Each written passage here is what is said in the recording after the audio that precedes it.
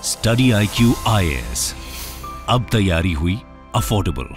Hello friends, welcome to our session. मेरा नाम अंकित तिवारी और आज के सेशन में हम लोग IBACIO के जो क्वांट सेक्शन है उनके टॉपिक्स को कवर करेंगे।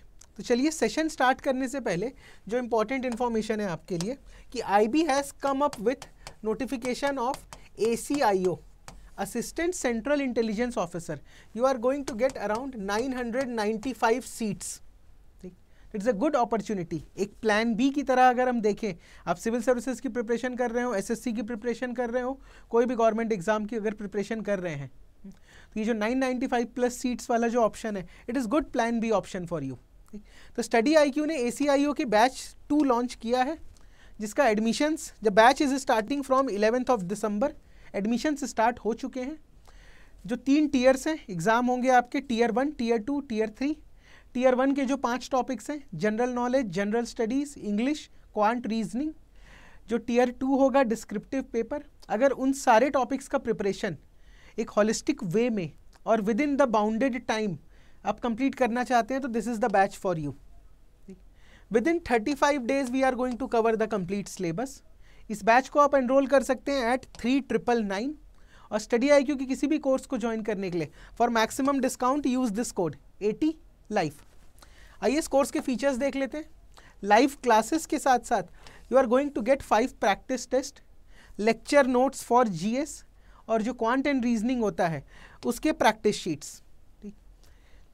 जो टोटल आपका सिलेबस है which is going to be covered in 71 classes, daily 2 classes होंगी, तो अप्रॉक्सीमेटली 35 डेज में हम इस कोर्स को फिनिश करेंगे। तो ये इस कोर्स के फीचर्स हैं। If you want to join, you can join now only, because 11 दिसंबर से बैच इज स्टार्टिंग। एक बात बताओ, आप में से कितने लोग हैं जो UPSC की प्रिपरेशन भी कर रहे हैं और साथ में ये एग्जाम दे रहे हैं? एक बात बताओ, क्योंकि कहीं ना कहीं हमें ओरिएंटेशन डिस्कस करना पड़ेगा भाई। आप में से कितने लोग हैं जो UPSC का भी एग्जाम दे रहे थे या प्रिपरेशन कर रहे थे, इतनी अच्छी अपॉर्चुनिटी मिली IBACIO की, तो हमने प्लान बी की तरह ये वाला एग्जाम दे दिया। ठीक, both sir, good, only for IBACIO sir. ठीक है, देखो रीजन ये है ना कि जो मेरा CSAT का पेपर होता है, ठीक, वो एक क्वालिफाइंग पेपर होता है, और यहां पर जो पेपर है IBACIO का, ठीक है, एक तो ये क्वालिफाइंग पेपर नहीं है, यहां का मार्क्स आपके स्कोर में ऐड भी होगा। ठीक है, यहां पर इसका जो मार्क्स है वो ऐड होगा, यहां पर नहीं होता। इनफैक्ट अगर मैं इसको देखूं तो 66 मार्क्स लाने के लिए मुझे 2 घंटे मिलते हैं। CSAT का जो पेपर होता है 66 मार्क्स लाने के लिए आपको 2 घंटे मिलते हैं। यहां पर क्या स्थिति है, 1 घंटे में you are going to solve 100 questions, जिसमें से 40 क्वेश्चंस जो हैं क्वांट और रीजनिंग के होंगे। यार ये भी ओरिएंटेशन क्लास का मतलब मैं नहीं समझा, कितने ओरिएंटेशन क्लास हो चुके हैं अब तक के? हाँ, कितने ओरिएंटेशन क्लास दे चुके हो अब तक के? एक ओरिएंटेशन क्लास हो चुका है, मॉर्निंग वाला। देखो ये कोई ओरिएंटेशन क्लास नहीं है, यहां पर हम बेसिक्स डिस्कस करेंगे, अप्रोच क्या होगा, और उसके बाद सीधा पढ़ाई शुरू करेंगे। We are not going to waste any time. ठीक, सिलेबस वेबस आपको पता है। मैं यहां पर सिर्फ देखिए, जो मेरा डोमेन है मैं उसी पे बात करूंगा। मेरा डोमेन क्या है? यहां पर मेरा डोमेन है क्वांटिटेटिव एप्टीट्यूड एंड रीजनिंग। ठीक, ये जो 100 मार्क्स है, इस 100 मार्क्स में मेरा डोमेन है, एक्सपर्टीज है 40 questions. And believe me, selected topics हमें पढ़ने हैं। ठीक, और जो लेवल है क्वेश्चन का वो बहुत इजी है, सिर्फ और सिर्फ रिवीजन और प्रैक्टिस की जरूरत है, जो क्लास में ही साथ में हम करते जाएंगे। जितना मैं आपको बता रहा हूं अगर उतना फॉलो कर लोगे तो you can easily score 37, 38 out of 40। ये एम होना चाहिए यहां पर। जो 37, 38, अभी क्वेरी मत पूछो, let me explain my point, उसके बाद आपके डाउट्स लेंगे। क्योंकि अगर आप डाउट पूछते जाओगे तो आपका डाउट स्किप हो जाएगा। ठीक है, थोड़ा होल्ड करके रखो। एम क्या है? 37-38 क्वेश्चन सही बनाना आउट ऑफ 40 क्वेश्चंस। ऐसा नहीं है कि इसमें नहीं बना सकते, करंट अफेयर्स में या जीके में या इंग्लिश लैंग्वेज में। यहां पर अगर मुझे बहुत ज्यादा स्कोर करना है तो यहां पर मुझे बहुत ज्यादा पढ़ना पड़ेगा। भाई जीके अगर स्ट्रॉन्ग करना है तो history, geography, polity, economics, science, बहुत कुछ पढ़ना पड़ता है, तब जाकर यहां पर पूरे मार्क्स आपको मिलेंगे। बट जो क्वांट है और रीजनिंग है, यहां पर सिर्फ और सिर्फ सिलेक्टेड नंबर ऑफ टॉपिक्स हैं। तो अगर वो टॉपिक्स को आप कंप्लीट कर लोगे और बेसिक्स जानना है और सिर्फ क्वेश्चन बनाने हैं, तो you can easily score this much marks. तो पहला पॉइंट क्लियर है? पहला पॉइंट क्लियर है? But sir it is time consuming. तो यही तो प्रैक्टिस से आएगा कल्पना, यही तो प्रैक्टिस से सीखना है। इतना भी इजी थोड़ी होता है, केक वॉक थोड़ी होगा। भाई 995 सीट्स जो निकले हैं, aspirants are going to give their best, और आपको भी ये चीज बेस्ट देनी है, तब जाके सिलेक्शन होगा। एक एटीट्यूड रखना कि यार 995 सीट्स अगर हैं तो एक तो मेरा पक्का है, बाकी जो आपके फ्रेंड्स हैं, आपके कॉम्पिटिटर्स हैं, वो फाइट कर ले 994 सीट्स के लिए, वो लोग फाइट करें 994 सीट्स के लिए। एक सीट पे तो मैं सिलेक्शन ला रहा हूं। अब मेरा प्लान बी है, प्लान ए है, जॉब करना है नहीं करना, पैसे कितने मिलते हैं, क्या नेचर होता है, यार ये सब ना सिलेक्शन होने के बाद भी सोच सकते हो। बेमतलब की चीजों में दिमाग बिल्कुल मत लगाना। अभी फॉर्म भरे हैं, एग्जाम सामने है, प्रैक्टिस करना है और क्लियर करना है। ज्वाइनिंग नहीं नॉन ज्वाइनिंग ये सब बाद में डिसाइड करेंगे, एग्जाम क्लियर करने के बाद। हमारा फोकस रहता है कि एग्जाम क्लियर करने के बाद क्या करेंगे, वो नहीं। तो जब जो भी हमारी शाम की क्लास हो रही है, we are going to talk only about quant and reasoning. Initial classes maths की होंगी, मैथ्स फिनिश करने के बाद we will start reasoning. Sir इससे सीसैट की भी अच्छे से प्रिपरेशन हो जाएगी? नहीं विनीत, आई एम सॉरी। जो सीसैट का 20% है वो यहां से कवर होगा। क्यों? क्योंकि यहां पर मैं टफ क्वेश्चंस में नहीं जाऊंगा, यहां पे जो सवाल आते हैं वो बहुत बेसिक लेवल के होते हैं।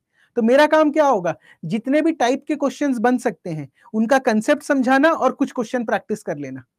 इतना ही रिक्वायर्ड है इस एग्जाम में। ठीक है, इस एग्जाम में इतना ही रिक्वायर्ड है।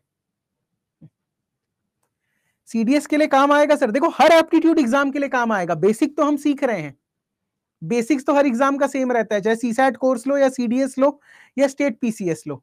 बट जो लेवल ऑफ क्वेश्चंस होते हैं, सीसैट है तो क्वेश्चन का लेवल अलग होगा, एसएससी सीजीएल है तो क्वेश्चन का लेवल अलग होगा, उस तरीके से होता है। ठीक sir, what about logical, numerical, analytical ability? भाई वो इसी में आ जाएगा, डोंट वरी, ये सब रीजनिंग के अंदर ही आता है, ये सारी चीजें रीजनिंग के अंदर ही आती है। हिमांशु जी का क्वेरी है, क्या क्वेरी है भाई बताओ? एक बार आपके डाउट्स पूरे हो जाएं then I will proceed. Sir concept will remain same so it would serve as a base for, बिल्कुल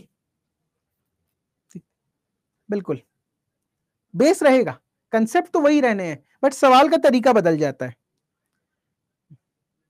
स्पीड बेटर करने के लिए क्या बताएं? स्पीड बेटर करने के लिए प्रैक्टिस, और कोई तरीका नहीं है। एसएससी सीजीएल के बाद इसमें डिफिकल्टी लेवल कितना है सर? कट ऑफ कितना जाता है? भाई कट ऑफ वगैरह ये सब का आइडिया मुझे अभी तो नहीं है। ठीक, मैंने कहा ना, मैं यहां और यहां तक के ही जानता हूं। आई एम सॉरी, मेरी नॉलेज बड़ी लिमिटेड है, limited to these topics only. तो I am not the right person to suggest you anything. ठीक है, I am not the right person to suggest you कि कट ऑफ कितना जाता है या एग्जाम कब होगा। देखो एग्जाम होना चाहिए फरवरी या मार्च में, एग्जैक्ट डेट आपको पता चल जाएगा, don't worry about that. Sir by when might this course end? देखो I am going to finish these two topics in 20 to 25 lectures.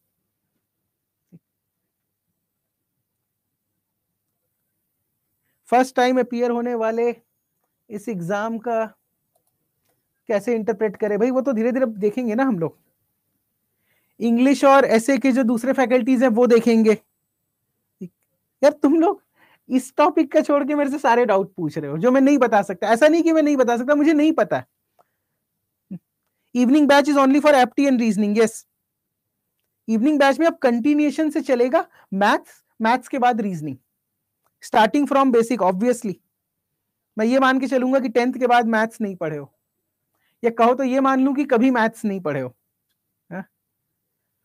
ये मान लें कि सर कभी मैथ्स नहीं पढ़े हैं, कि 10th तक मान लूं?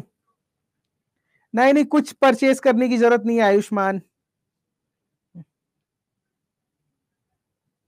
Will puzzle come in the exam? जब रीजनिंग पढ़ेंगे तो पजल्स के भी क्वेश्चन देखेंगे। ये बात सही कहे हैं sir. What ever you teach in FT 10 तक मान लीजिए, इनफ टू क्रैक टीयर 1। हाँ भाई, more than enough, more than enough. आप ये सोचो, देखो 1 घंटे में अगर 100 क्वेश्चन बनाने हैं तो क्वेश्चन का लेवल डिफिकल्ट कर ही नहीं सकता, कोई चांस नहीं है क्वेश्चन का लेवल डिफिकल्ट करने का। अब डाउट्स को थोड़ा होल्ड करते हैं, कितना पढ़ने से हो जाएगा वो सब बात करेंगे आगे। अभी डाउट को होल्ड कर दीजिए, जब मैं बोलूंगा तब फिर डाउट पूछना। अभी डाउट को होल्ड कर दो। एक स्टूडेंट का नाम अंकित तिवारी भी है। चलो सही है। नहीं recommendation for us to practice by ourselves? या शीट मिलेगी आपको क्वेश्चंस की सॉल्व करने के लिए? You will get everything. Yes, you will get practice sheet. Daily कितने आवर्स की क्लास होगी यार? 2 से 2.5 घंटा पढ़ेंगे डेली, क्योंकि मैथ्स थोड़ा एग्जॉस्टिंग होता है। Daily we are going to study up to 8 और 8:30, और अगर मुझे जरूरत लगी तो I will conduct a session on Sunday also, कि कोर्स को हमको जल्दी फिनिश करना है, डिटेल में भी फिनिश करना है, तो टाइम कम नहीं करेंगे, नंबर ऑफ क्लासेस बढ़ा देंगे। चलो अब लेट्स स्टार्ट करते हैं। थोड़ा होल्ड करो डाउट को। ये जो मैं सीसैट से कंपैरिजन इसलिए बता रहा था कि सीसैट का एग्जाम का क्वेश्चन अलग लेवल का होता है। अगर आप सीसैट की तैयारी भी कर रहे हैं, ठीक, तो जो सीसैट का इनिशियल 20% है उतना ही आएगा इस एग्जाम में। जो हर एक टॉपिक का आप स्टार्टिंग के क्वेश्चंस करते हैं, ठीक है, बेसिक्स वाले, वही पूछे जाएंगे इस एग्जाम में, ये ध्यान रखना। अब यहां आता हूं, ये क्या है? This is the list of topic. अगर किसी को क्वांट प्रिपेयर करना है या किसी को मैथ्स प्रिपेयर करना है तो these are the list of topic. IBACIO के लिए नहीं, जितने भी एग्जाम होते हैं इंडिया में, जितने भी एग्जाम होते हैं एक्सक्लूडिंग कैट, ठीक, क्योंकि उसके अलग लेवल होता है, उसकी अप्रोच अलग होती है, बट जितने भी आपके एप्टीट्यूड के बेसिक एग्जाम्स होते हैं उन सब में अगर मैथ्स कवर करना है या क्वांट कवर करना है तो these are the list of the topics. These are the list of the topics. देखते जाओ, लिखने की जरूरत नहीं है, ये PPT मिल जाएगी आपको। ठीक, जब आपका लेक्चर खत्म हो जाएगा आज की क्लास का, उसके 4-5 घंटे बाद जब आप वापस से रिकॉर्डेड लेक्चर प्ले करोगे तो एक PPT का सेक्शन बना होगा, वहां जाकर ये PPT डाउनलोड कर लेना। इसमें मेरा हैंड रिटर्न एनोटेशन भी सेव रहेगा, तो अभी सिर्फ समझने पे ध्यान दो। These are the list of the topics which we need to cover, कोई भी एग्जाम हो। अब क्योंकि ACIO का अगर मैं प्रीवियस ईयर पैटर्न देखूं तो क्वेश्चंस कहां से आ रहे हैं? क्वेश्चंस आ रहे हैं मेजरमेंट के क्वेश्चंस, क्वेश्चंस आ रहे हैं graph, chart, pie chart, data interpretation के क्वेश्चंस। क्वेश्चन कहां से आ रहे हैं? क्वेश्चंस आ रहे हैं average, percentage, ratio proportion, profit loss, simple compound interest, time and work, speed, time and distance. तो ये जो पोर्शंस है जहां से क्वेश्चंस आ रहे हैं, देखो मेजरमेंट और डेटा इंटरप्रिटेशन, यहां से you can expect at least 2-3 questions. भाई 2 या 2 से ज्यादा क्वेश्चन भी पूछ लेते हैं, ठीक, बट ये जो टॉपिक्स है यहां से maximum you will gate 1 question, maximum you will gate 1 question. But cover सब कुछ करना है। क्या कवर करना है? सिर्फ बेसिक्स, कंसेप्ट और उस पे क्वेश्चन की प्रैक्टिस, उसके अलावा कुछ नहीं। तो क्या क्लियर है ये चीज? टॉपिक्स कैसे कवर करने हैं, इंपॉर्टेंट टॉपिक्स क्या क्या हैं?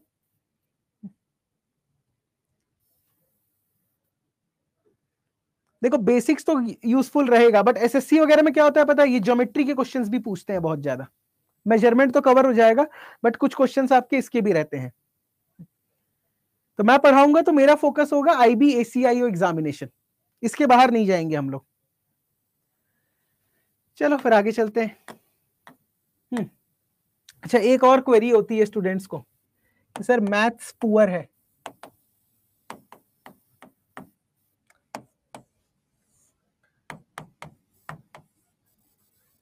ठीक है। एक क्वेरी और होती है कि सर मैथ्स पुअर है कि नहीं है?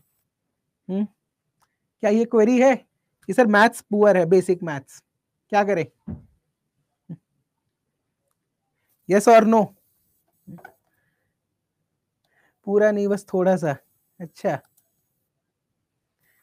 Yes sir. कैसे इंप्रूव करेंगे पुअर मैथ्स को? देखो, मैथ्स पुअर होने का रीजन क्या है पहले ये समझते हैं। दो तरीके के एस्पिरेंट्स होते हैं, ध्यान से देखो, दो तरीके के एस्पिरेंट्स होते हैं। एक का प्रॉब्लम ये रहता है कि सर क्वेश्चन पढ़ तो लेता हूं, क्वेश्चन पढ़ने के बाद समझ में नहीं आता कि क्या अप्रोच लगाना है। यस और नो? कितने लोग, देखो दो कैटेगरी बनाएंगे स्टूडेंट्स की। क्वेश्चन पढ़ तो लेता हूं, बट पढ़ने के बाद यह समझ में नहीं आता कि कैसे क्वेश्चन को सॉल्व करूं, कैसे क्वेश्चन को सॉल्व करूं। क्वेश्चन को मैं देखता रहता हूं, नहीं, पहला स्टेप ही नहीं आता दिमाग में, पहला स्टेप ही नहीं आता दिमाग में। कितने लोग हैं इस कैटेगरी के? स्पीड की बात नहीं कर रहा आलोक, मैं ये बोल रहा हूं कि आपको समझ में ही नहीं आता कि कैसे क्वेश्चन को अप्रोच करें। अगर ये प्रॉब्लम है तो आपकी प्रॉब्लम है कंसेप्ट की, प्रॉब्लम है कहीं ना कहीं कंसेप्ट की, कि सवाल पढ़ के नहीं समझ में आता कैसे बनाना है। ठीक, सवाल पढ़ के नहीं समझ में आता कि कैसे बनाना है। ठीक, तो ये जो प्रॉब्लम है कंसेप्ट की, अच्छी बात ये है कि ये प्रॉब्लम क्लासेस के थ्रू बहुत इजीली सॉल्व हो जाएगी। ये जो प्रॉब्लम है क्लासेस के थ्रू वेरी इजीली सॉल्व हो जाएगी।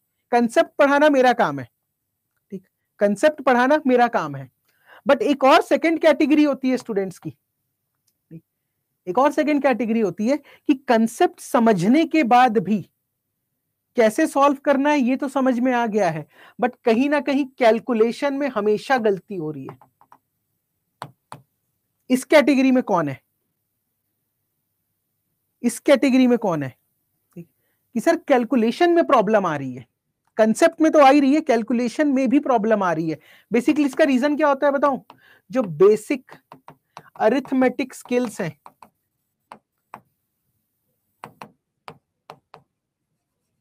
ये पुअर है हमारे।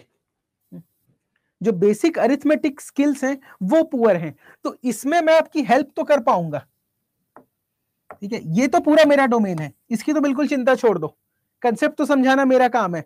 बट ये जो है इसमें मैं आपको गाइड करूंगा, वर्क आपको करना है खुद से। ये जो अरिथमेटिक स्किल्स वाला जो पोर्शन है, sir plus minus multiplication division, यहां पे फंस जा रहे हैं हम लोग, यहां पे हम लोग फंस जा रहे हैं। तो इस पे जो है वो वर्क करना आपका काम है, मैं गाइड करूंगा किस तरीके से करना है, बट इस पे आपको घर पे काम करना पड़ेगा। ठीक, ये चीज क्लियर है? ये दोनों चीज इंप्रूव होगा तब जो पुअर मैथ्स है वो अच्छा हो जाएगा। सिर्फ मैथ्स पुअर है बोलने से काम नहीं चलेगा, उसको इंप्रूव करने के लिए वर्क करना पड़ेगा। ये समझ में आया? कैलकुलेशन वाला पोर्शन का टेक केयर आप करेंगे with my guidance, under my guidance. ये पूरा मैं पढ़ाऊंगा आपको, ये पूरा मैं पढ़ाऊंगा, और इस पे काम आज से ही चालू होगा, फ्रॉम टुडे ऑनवर्ड्स। क्या करना है मैं आपको बताऊंगा, but from today onwards you have to start this. Yes no? ठीक, तो चलिए शुरू करते हैं क्लास को। इतना ही ओरिएंटेशन था, इतनी की ही जरूरत थी। स्टार्ट करते हैं क्लास को। ठीक, सबसे पहला टॉपिक जो मैं चूज कर रहा हूं, हालांकि मुझे एवरेज से स्टार्ट करना था, बट मैं स्टार्ट करूंगा बेसिक ऑफ मैथ से।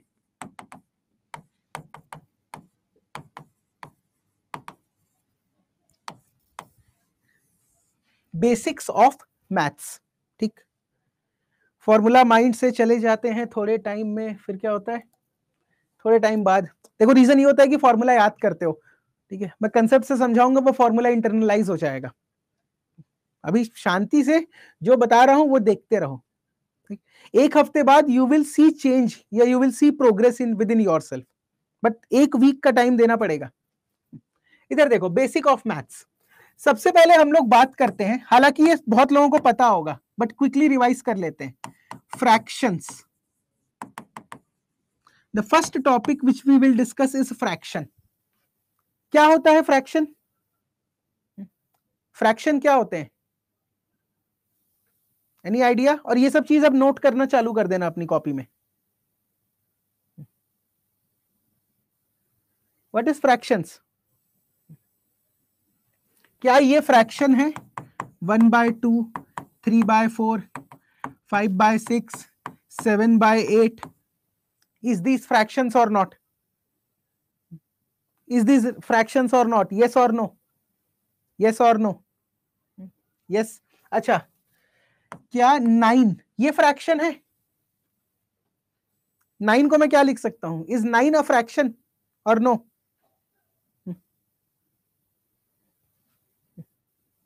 हाँ या ना? हालांकि 9 एक इंटीजर है, बट अगर आप चाहो फ्रैक्शन के फॉर्म में तो 9/1 लिख सकते हो। 9 को मैं इंटीजर मानता हूं, ठीक है, 9 को मैं इंटीजर मानता हूं, बट अगर उसको फ्रैक्शन में कन्वर्ट करना हुआ तो 9/1 लिख देना। क्लियर है ये चीज? 9/1 लिख देना। 9 एक इंटीजर है, नो डाउट अबाउट दैट, ठीक, बट अगर उसको फ्रैक्शन के फॉर्म में एक्सप्रेस करना हुआ तो 9/1 लिख देना। अब देखो, फ्रैक्शन होते हैं 3 टाइप के। पहला होता है प्रॉपर फ्रैक्शन, अभी समझो लिखने का, I will give you time. Improper fraction,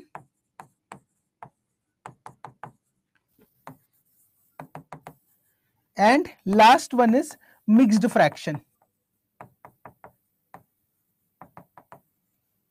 ये 3 टाइप के फ्रैक्शंस होते हैं, proper, improper and mixed fraction.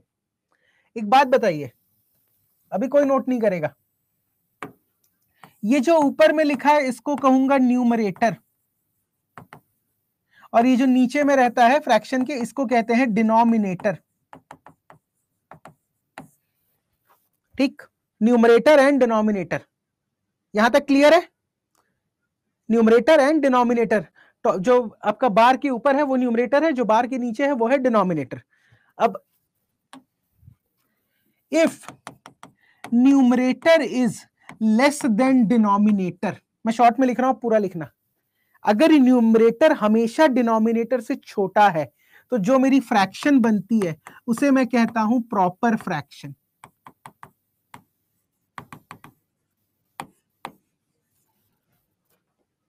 बराबर भी नहीं, हमेशा मेरा न्यूमरेटर अगर डिनोमिनेटर से छोटा है तो वही फ्रैक्शन कहलाते हैं प्रॉपर फ्रैक्शन।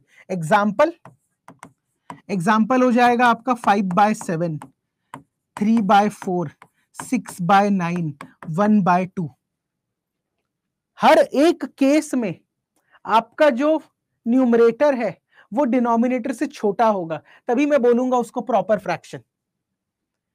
क्या ये चीज क्लियर है? नोट मत कीजिएगा, एक साथ मल्टीपल काम नहीं होते, you are bound to fail.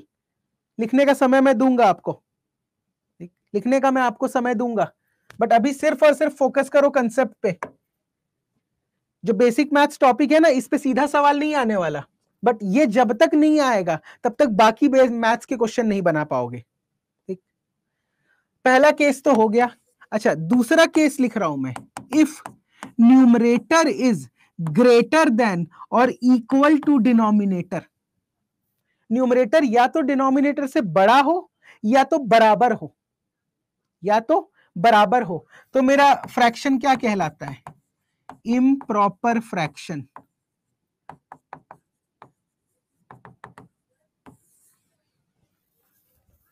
Clear है ये चीज? बेसिक डेफिनेशन, प्रॉपर फ्रैक्शन क्या होगा और इम्प्रॉपर फ्रैक्शन क्या होगा। इम्प्रॉपर फ्रैक्शन मतलब न्यूमरेटर डिनोमिनेटर से बड़ा हो, फॉर एग्जांपल 7/5, 9/8, 6/4, और आई कैन से 4/4। अगर इक्वल टू भी हो गया, ठीक, इक्वल टू भी हो गया, तब क्या आ जाता है? इसकी वैल्यू 1 हो जाती है। तो इंटीजर्स जो हैं 1 इज अ इम्प्रॉपर फ्रैक्शन। 1 क्या होगा? प्रॉपर की इम्प्रॉपर?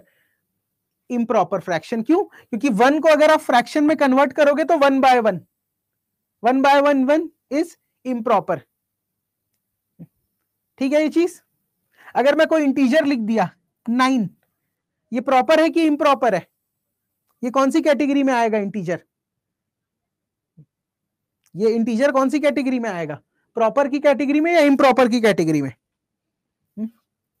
इम्प्रॉपर, ठीक है, क्योंकि 9/1 लिखोगे तो डिनोमिनेटर बड़ा हो जाता है। 9/1 लिखेंगे तो डिनोमिनेटर बड़ा हो जाता है। तो मैंने कहां से शुरू किया? मैंने शुरू किया यहां से, फ्रैक्शंस को डिफाइन किया, उसके बाद बताया कि 3 कैटेगरी के होते हैं, proper, improper and mixed. Proper क्या होगा? न्यूमरेटर हमेशा डिनोमिनेटर से छोटा। इम्प्रॉपर क्या होगा? कि या तो बराबर हो या तो बड़ा हो। And what is mixed fraction? एक आखिरी टॉपिक इसमें, अरे just a minute,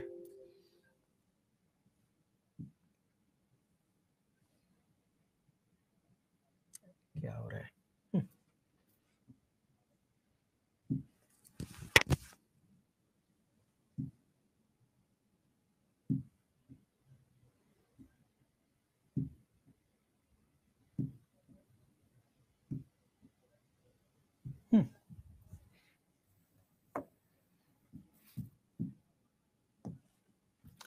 If we talk about mixed fraction,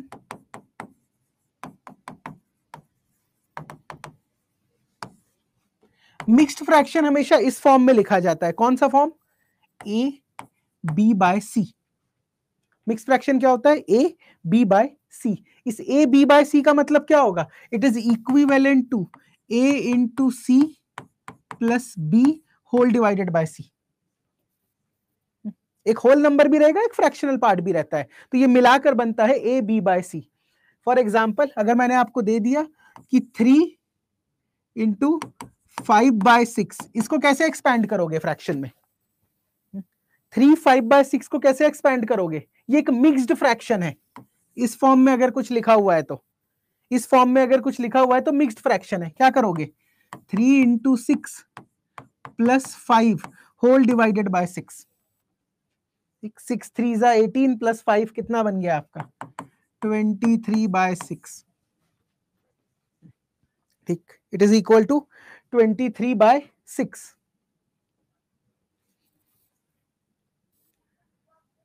अब मैंने जो आपको बोला था कि जो आपको बेसिक मैथ्स के लिए प्रैक्टिस करनी है, मैंने आपको फॉर्मूला बता दिया। अब अगर ये चीज आपको नहीं आती है, पहली बार देख रहे हो, तो घर जाना क्लास खत्म होने के बाद और कुछ भी नंबर अपने मन से ले लेना, 2 5/6, 8 7/9, और इनकी वैल्यू फाइंड करके देख लेना कितना होता है।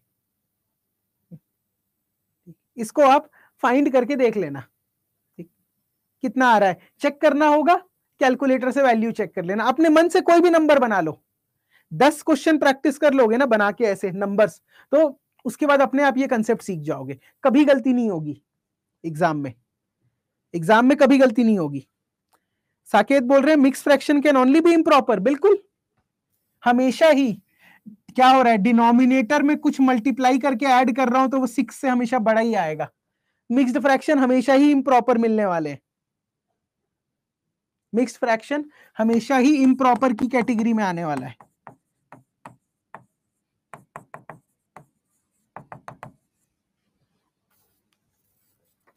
यहां तक अगर क्लियर है तो फुल स्पीड में पेन चलाओ। समझने में वी विल टेक टाइम, लिखने में we will not take time. Note करो फटाफट, और होते जाएगा तो मुझे बताते जाना, मैं स्लाइड चेंज करते रहूंगा। हिमांशु, आपका डाउट ले रहा हूं, पहले नोट कर लो।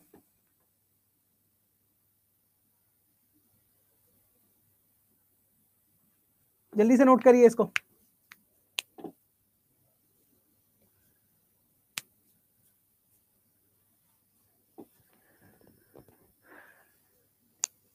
Done, good. ये रहा सेकेंड स्लाइड। नेक्स्ट स्लाइड ये रहा।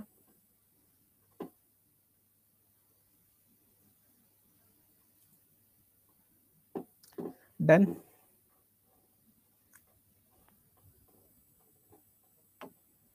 मिक्स्ड फ्रैक्शन, सर ये एसएससी सीजीएल के लेवल से ऊपर है या नीचे है, एग्जैक्ट मेरे को नहीं पता, उसी लेवल पे रहता है खुशबू। जो भी लेवल है एसीआई एग्जाम का वो हम अचीव कर लेंगे 20-25 डेज के बाद, डोंट वरी। डन। अच्छा, फ्रैक्शंस तो हो गया। अब जब मैं टाइम एंड वर्क पढ़ाऊंगा तो मुझे फ्रैक्शन का एडिशन की जरूरत पड़ती है। तो एक टॉपिक यहां पर भी सीख लेते हैं, लगे हाथ। ठीक, फ्रैक्शंस एडिशन। फ्रैक्शन का एडिशन आप सबको पता है। 2 क्वेश्चन बनाते हैं, आगे चलते हैं। मुझे बताओ 3/7 प्लस 2/4 कितना आएगा? कौन बताएगा इसका आंसर? 3/7 प्लस 2/4 कितनी वैल्यू आएगी इसकी?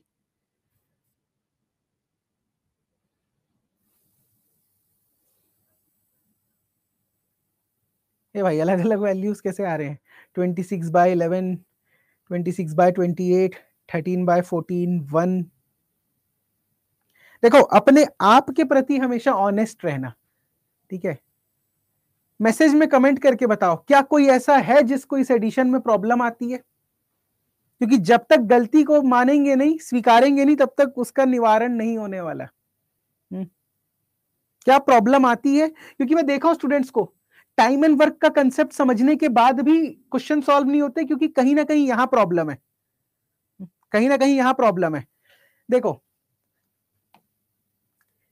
मैं कोई एलसीएम वगैरह नहीं लूंगा, कोई सिंप्लीफिकेशन नहीं करूंगा, मुझे कुछ नहीं आता, मुझे कुछ आता ही नहीं है, एलसीएम वर्ड ही नहीं जानता मैं मेरी डिक्शनरी में।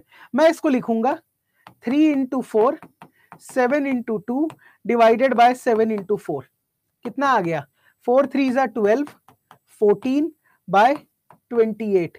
आंसर इज 26/28 और 13/14।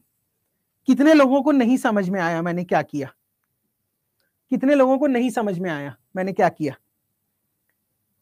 मैंने कुछ वैल्यू, कुछ कॉमन, कुछ नहीं लिया, कुछ सिंप्लीफाई नहीं किया, डायरेक्ट मल्टीप्लाई कर दिया। कितने लोगों को नहीं समझ में आया? Simple cross multiplication.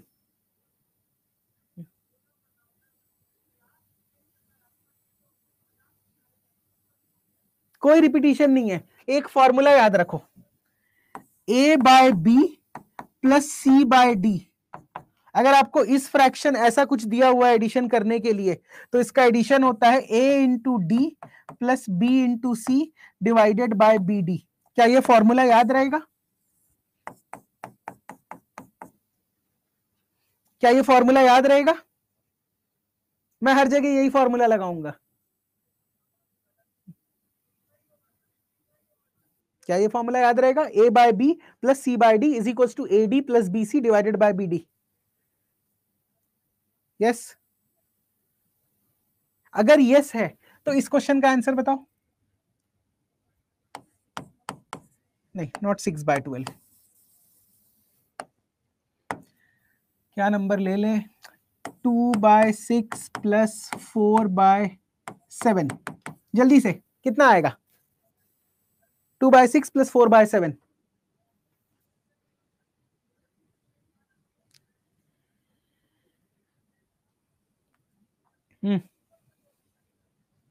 अरे कोई एलसीएम नहीं लेना मुझे, जब तक एलसीएम नहीं पढ़ा रहा है ऐसे ही एडिशन करो। और ये मेरे को ज्यादा आसान लगता है। 7 2 देखो, क्रॉस मल्टीप्लाई करो। 7 2 14, 6 4 24 डिवाइडेड बाय 6 × 7 कर लो, कितना आंसर आ जाएगा? 42। ऐड कर दो सब, 4 4 8, 38/42। 38/42। अगर सिंप्लीफाई करना है तो लो 2 से डिवाइड कर दो, 19/21। 19/21। आप 2/6 को सिंप्लीफाई करके भी सॉल्व कर सकते हो, आंसर वही आएगा। ठीक है, जिसने भी लिखा था कि सर 2/6 को 1/3 ले लेते हैं, ले लीजिए, नो प्रॉब्लम। एंड में सब कुछ सिंप्लीफाई होके यही आंसर आएगा, 19/21।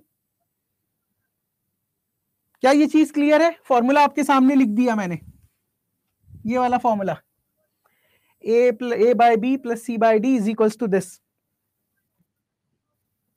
A/B plus C/D is equals to AD plus BC/BD. Yes?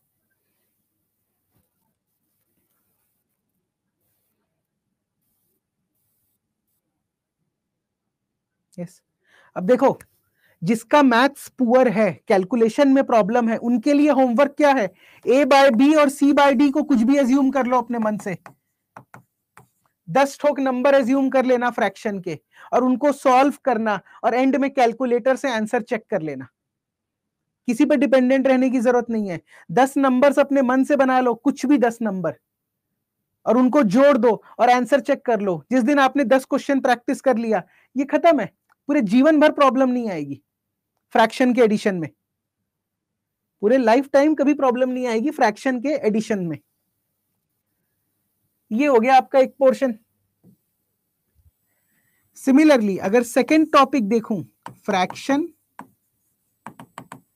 Subtraction, subtract कैसे करेंगे भाई? सबट्रैक्ट कैसे करेंगे? 6/7 माइनस 8/9 कितना आएगा? 6/7 माइनस 8/9 कैसे सॉल्व करेंगे इसको?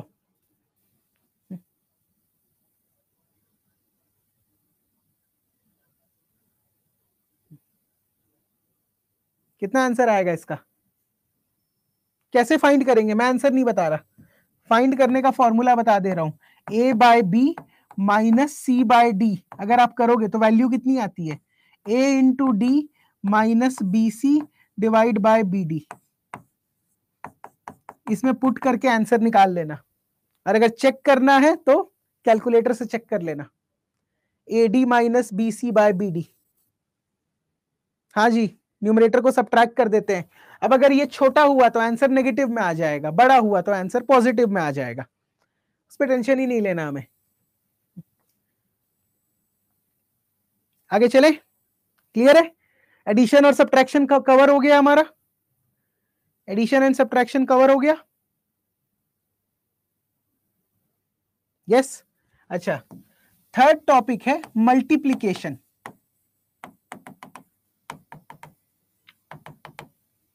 मल्टीप्लीकेशन कैसे करते हैं? 3/7 इंटू 4/6 कितना आएगा? 3/7 इंटू 4/6, इसकी वैल्यू कितनी होगी? इसकी वैल्यू होती है, formula is A/B into C/D। Multiplication करोगे तो बन जाएगा AC/BD। मैंने कहा है कि जिनको आता है उनका रिवीजन हो जाएगा, जिनको नहीं आता है सीखते चलो साथ में। AC/BD, न्यूमरेटर को न्यूमरेटर से मल्टीप्लाई करो और डिनोमिनेटर को डिनोमिनेटर से। ये 1 से गया, ये 2 से गया, ये 2 से गया, 2/7 आएगा आंसर यही, 2/7। 2/7 सिंप्लीफाई कर लेना एंड में रवि, 12/42 जो अगर आपका आंसर आया तो। हाँ मिलिन, 4/14 को भी सिंप्लीफाई करोगे तो 2/7 आ जाएगा। कैसे नहीं? न्यूमरेटर को मल्टीप्लाई करो, डिनोमिनेटर को मल्टीप्लाई कर दो, ठीक, और उसके बाद इसको कैंसल आउट कर लेना। आपका कितना बना था? 4 3 12 डिवाइडेड बाय 7 6 42। इसको जब कैंसल करूंगा किससे कैंसल होगा? ये कैंसल होगा 6 से, कितना आ जाएगा? 2/7। 6 इसमें कॉमन है, 6 से डायरेक्ट डिवाइड कर दो। ये तो हो गया फ्रैक्शन का मल्टीप्लीकेशन, यहां तक भी ठीक है हर चीज। एक आखिरी टॉपिक, डिवीजन। डिवीजन कैसे करते हैं? 3/4 डिवाइडेड बाय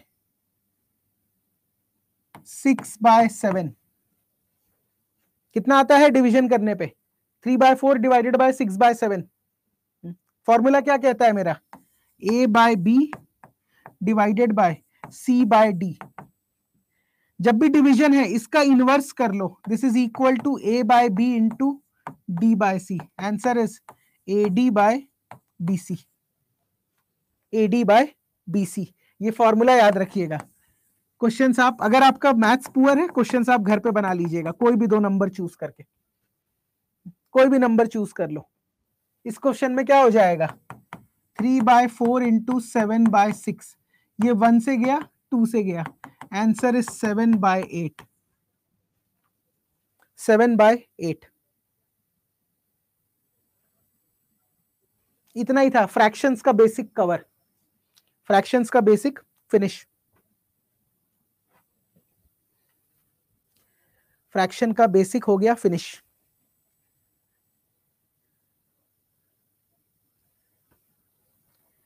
ठीक है, नहीं भी लिखे हो तो पीपीटी अपलोड होगी तो कॉपी कर लेना, कंसेप्ट समझते जाओ, मेन फॉर्मूलेज लिखते जाना जैसे ये वाले।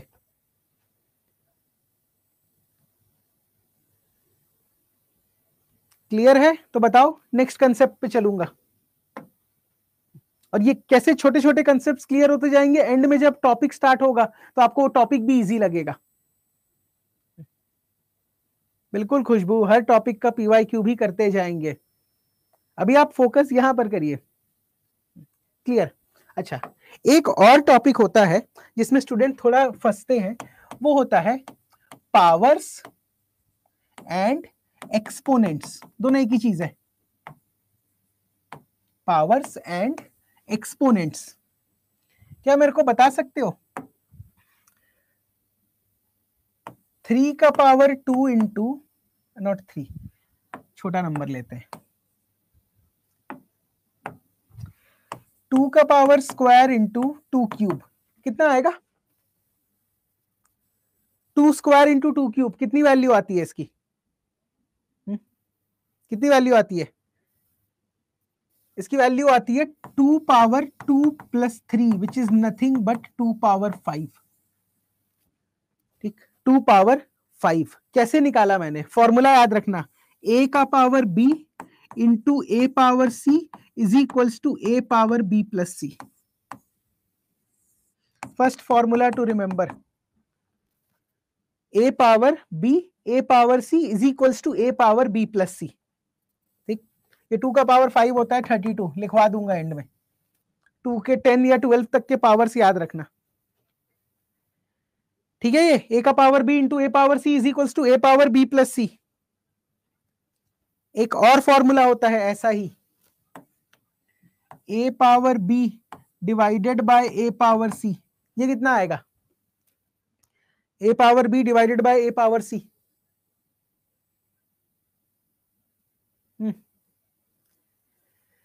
ये वैल्यू कितनी आती है भाई? a power b divided by a power c। Good, a power b minus c, a power b divided by a power c is a का power b minus c। Division करोगे तो पावर माइनस होगा, multiplication करोगे तो power add हो जाता है। हाँ जी, a कॉमन होना चाहिए। जो a होता है ना, ये जो a है इसे कहते हैं हम बेस, और ये जो b और c है इसे कहते हैं हम एक्सपोनेंट या पावर्स। ठीक, तो बेस सेम होना जरूरी है ये फॉर्मूला अप्लाई करने के लिए। ये फॉर्मूला अप्लाई करने के लिए बेस सेम होना जरूरी है। देखो, यहां पर भी a, यहां पर भी a, पावर्स भले कुछ भी हो, पावर्स भले कुछ भी हो। ठीक है, एक और छोटा सा फॉर्मूला यहीं पर आ जाएगा कि 2 स्क्वायर का पावर 6 कितना आएगा? 2 स्क्वायर का मैंने एक पावर लगा दिया, 2 का पावर 2 होल पावर 6, कितनी वैल्यू आएगी? 2 का पावर बन जाएगा 2 इंटू 6 मीन्स 2 पावर 12, 2 पावर 12। याद रखना क्या कह रहा हूं मैं, कि a का power b whole power c is equals to a power b multiplied by c।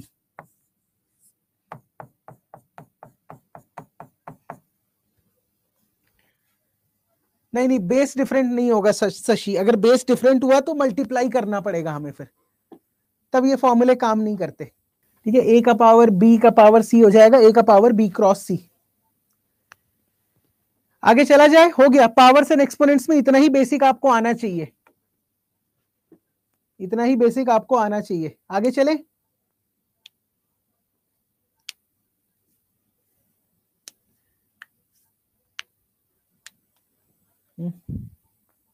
अच्छा, टाइप्स ऑफ नंबर आपको नंबर सिस्टम में डिटेल में पढ़ाऊंगा। अभी एक और बेसिक चीज सिखानी है, इसीलिए what is whole number? Any idea what is whole number? Any idea? Begins with 0, very good. 0 से स्टार्ट होता है, 1 2 3 चलता रहता है। रिप्रेजेंट किससे करते हैं? रिप्रेजेंट करते हैं शॉर्ट फॉर्म में W से। होल नंबर को रिप्रेजेंट करते हैं W से। What is natural number?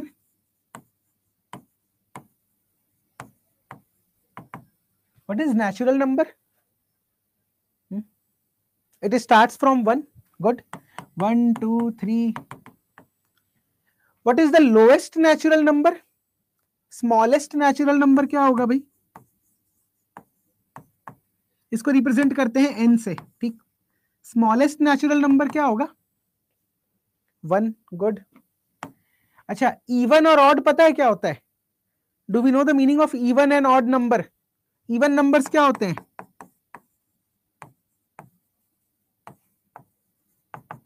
What is even number?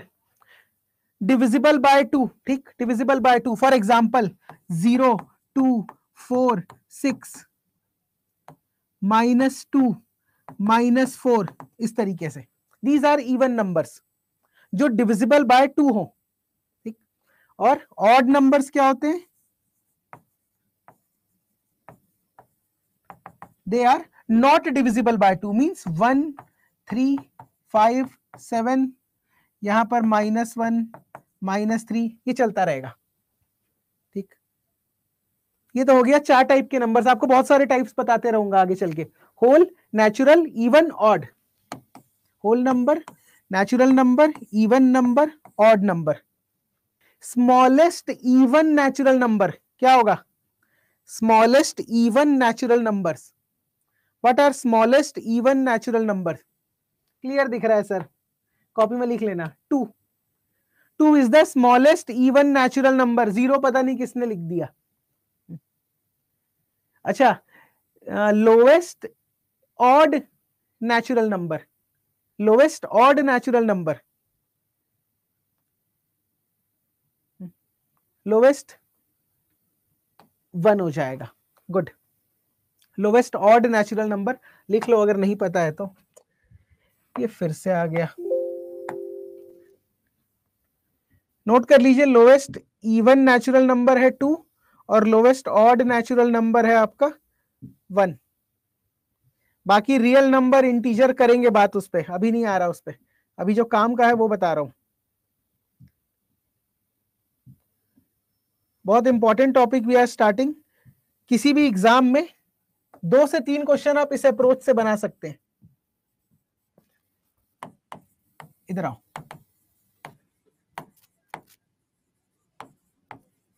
Natural numbers को मैं 3 कैटेगरी में डिवाइड कर सकता हूं। क्या बता सकते हो कौन कौन सी category? We can divide natural numbers into 3 categories. Devnath का कहना है 0 इवन है, ऑड है। ये देखो लिखा तो हूं, 0 is an even number, confuse मत होना। 0 इज एन इवन नंबर, मैंने साफ साफ वहां पर बड़ा सा 0 बना के लिखा है। 0 इज एन इवन नंबर, ठीक। 0 इज एन इवन नंबर। हाँ, नेचुरल नंबर्स को कितनी कैटेगरी में ब्रेक कर सकते हैं?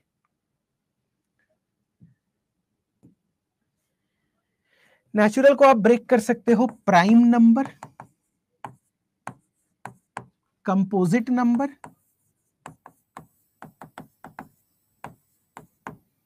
क्या सुने इसके बारे में कभी? प्राइम नंबर, कंपोजिट नंबर, और एक होता है, अच्छा व्हाट इज प्राइम नंबर? पहले ये बताओ व्हाट इज प्राइम नंबर, फिर बात करेंगे what is composite number. What is prime number? Any idea?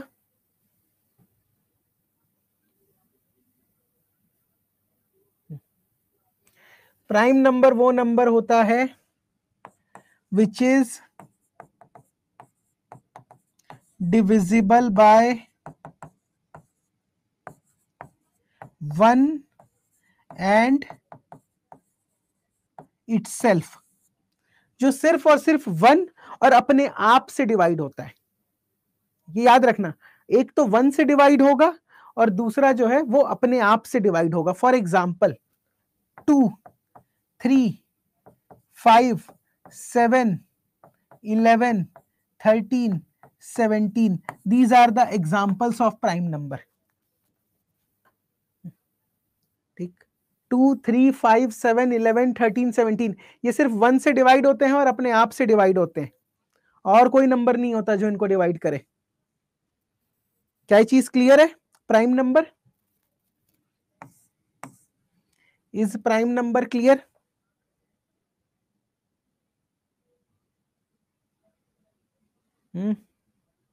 Is prime number clear? 2, 3, 5, 7, 11, 13 और 17। यस। कंपोजिट नंबर क्या होते हैं? Which are having at least, they are divisible by at least 3 numbers.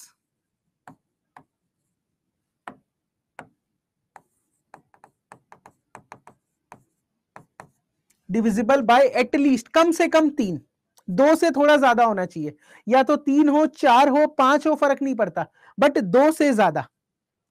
Divisible bye 1, divisible by itself, और एक और divisor होगा उसका, at least एक और डिविजर हो।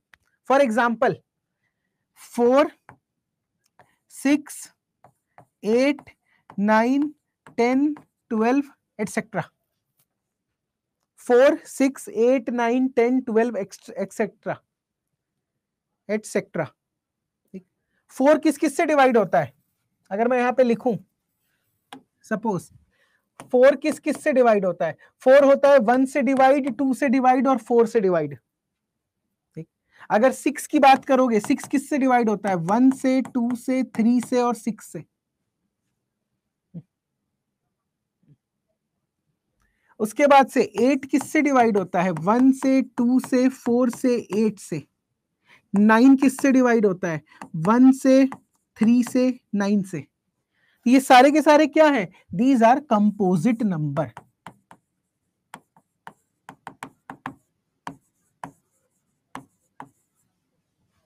These are nothing but composite number. तो यहां मैं इसको लिख दिया हूं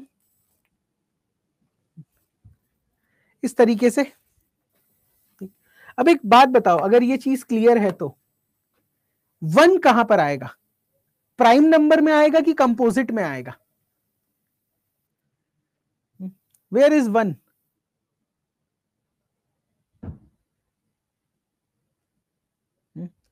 1 किस में आएगा? प्राइम में आएगा कि कंपोजिट में आएगा? अगर मैं आपसे पूछूं smallest prime number, smallest prime number कौन सा है? What is smallest prime number? Smallest prime number is 2। Reason is 1 एक सेपरेट केस है। जो 1 है unity, it comes under a separate category. 1 is neither prime nor composite. 1 is neither prime nor composite. ठीक है, दोनों ही नहीं है वो। अब ये डाउट कभी मत करना कि सर 1 प्राइम नंबर में आएगा कि कंपोजिट में। ये डाउट नहीं करना है हमको कि 1 प्राइम नंबर है या composite number.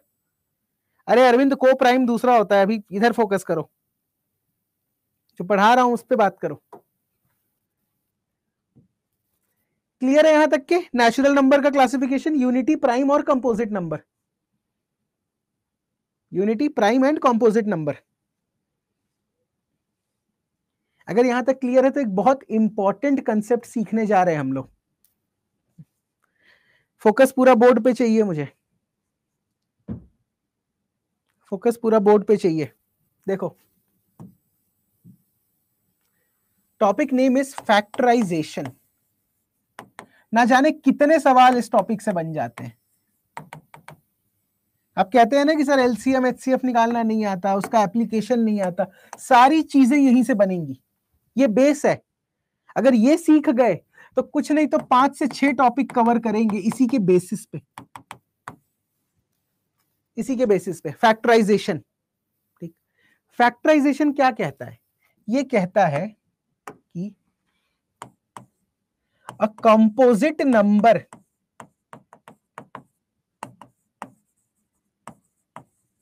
can be written as multiplication of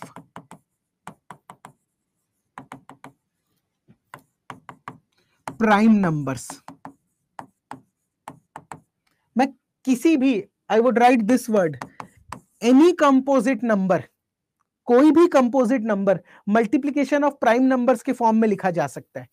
multiplication of prime numbers का फॉर्म मतलब 2 का पावर कुछ भी हो, into 3 power, into 5 power, into 7 power, और ये आगे तक चल रहा है। आप किसी भी नंबर को इस फॉर्म में लिख सकते हो। क्या ये पॉइंट समझ में आया? कोई भी composite number multiplication of prime numbers होगा। हाँ या ना? इसको नोट करो स्टार बना के अपनी कॉपी में। इस चीज को नोट कीजिए जल्दी से, जल्दी से इसको नोट करिए। यस, और यही हमको सीखना है कि मैं कैसे फैक्टराइजेशन कर सकता हूं। Saket, I will give you many examples of this. In fact आज की पूरी क्लास इसी में जाने वाली है। आज की पूरी क्लास जो है वो इसी टॉपिक पे जाने वाली है। देखो, मैं एक नंबर लेता हूं 36। अच्छा, ये प्राइम नंबर है कि कंपोजिट नंबर है? Yes Gaurav, your comment visible. ये प्राइम है कि कंपोजिट है, पहले इतना बताओ सिर्फ। 36 ये कंपोजिट नंबर है, ठीक। अब देखो क्या करूंगा, मेथड मेरे को पता है। 36 पहले 2 से डिवाइड करो 18, फिर 2 से डिवाइड करो 9, फिर 3 से डिवाइड करो 3, फिर 3 से डिवाइड करो 1। इसके फैक्टर्स आ गए, इसके फैक्टर्स आ गए। कैसे लिख सकता हूं? 2 इंटू 2 इंटू 3 इंटू 3, आंसर आ जाएगा 2 स्क्वायर इंटू 3 स्क्वायर। यस और नो? 2 स्क्वायर इंटू 3 स्क्वायर, यही चीज मैं आपको बताया हूं, फैक्टराइजेशन। एक कंपोजिट नंबर को प्राइम नंबर के मल्टीप्लीकेशन के फॉर्म में लिख सकते हो। 2 square into 3 square, this 2 is prime number and this 3 is prime number। Power कुछ भी हो, पावर इंपॉर्टेंट नहीं है, जो मल्टीप्लीकेशन हो रहा है वो 2 और 3 का होना चाहिए। यहां पर आप कंपोजिट नंबर नहीं ले सकते, यहां पर आप कंपोजिट नंबर नहीं ले सकते। क्लियर है ये चीज? 2 स्क्वायर इंटू 3 स्क्वायर,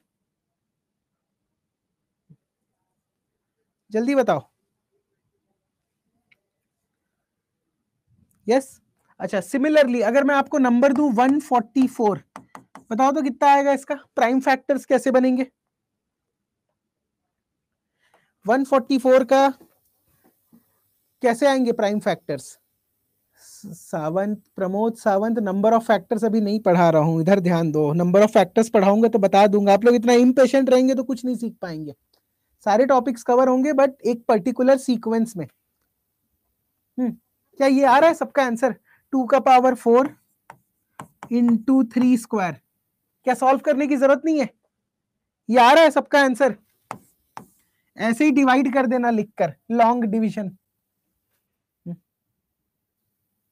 ऐसे ही करके डिवाइड कर देना। ये आ रहा है सबका आंसर?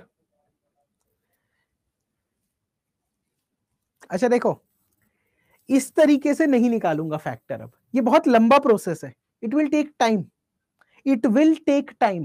तो मैं आपको एक नया तरीका सिखा रहा हूं, है तो वो भी सिंपल। मान लो मेरे से पूछता है कि 72 के प्राइम फैक्टर्स निकालो। 72 के अगर प्राइम फैक्टर्स निकालने बोल रहा है तो मैं क्या करूंगा? मैं इसको ब्रेक कर दूंगा। 72 कैसे आता है? 9 इंटू 8। What is 72? 9 इंटू 8।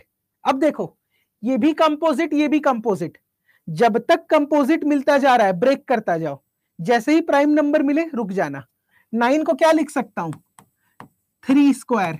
8 को क्या लिख सकता हूं? 2 क्यूब। आ गया प्राइम फैक्टर्स, आ गया। इसको ब्रेक करो कंपोजिट नंबर में, कंपोजिट को फर्दर ब्रेक डाउन करते रहो, और जैसे ही प्राइम नंबर्स का मल्टीप्लीकेशन मिल गया, this is my final answer. समझे?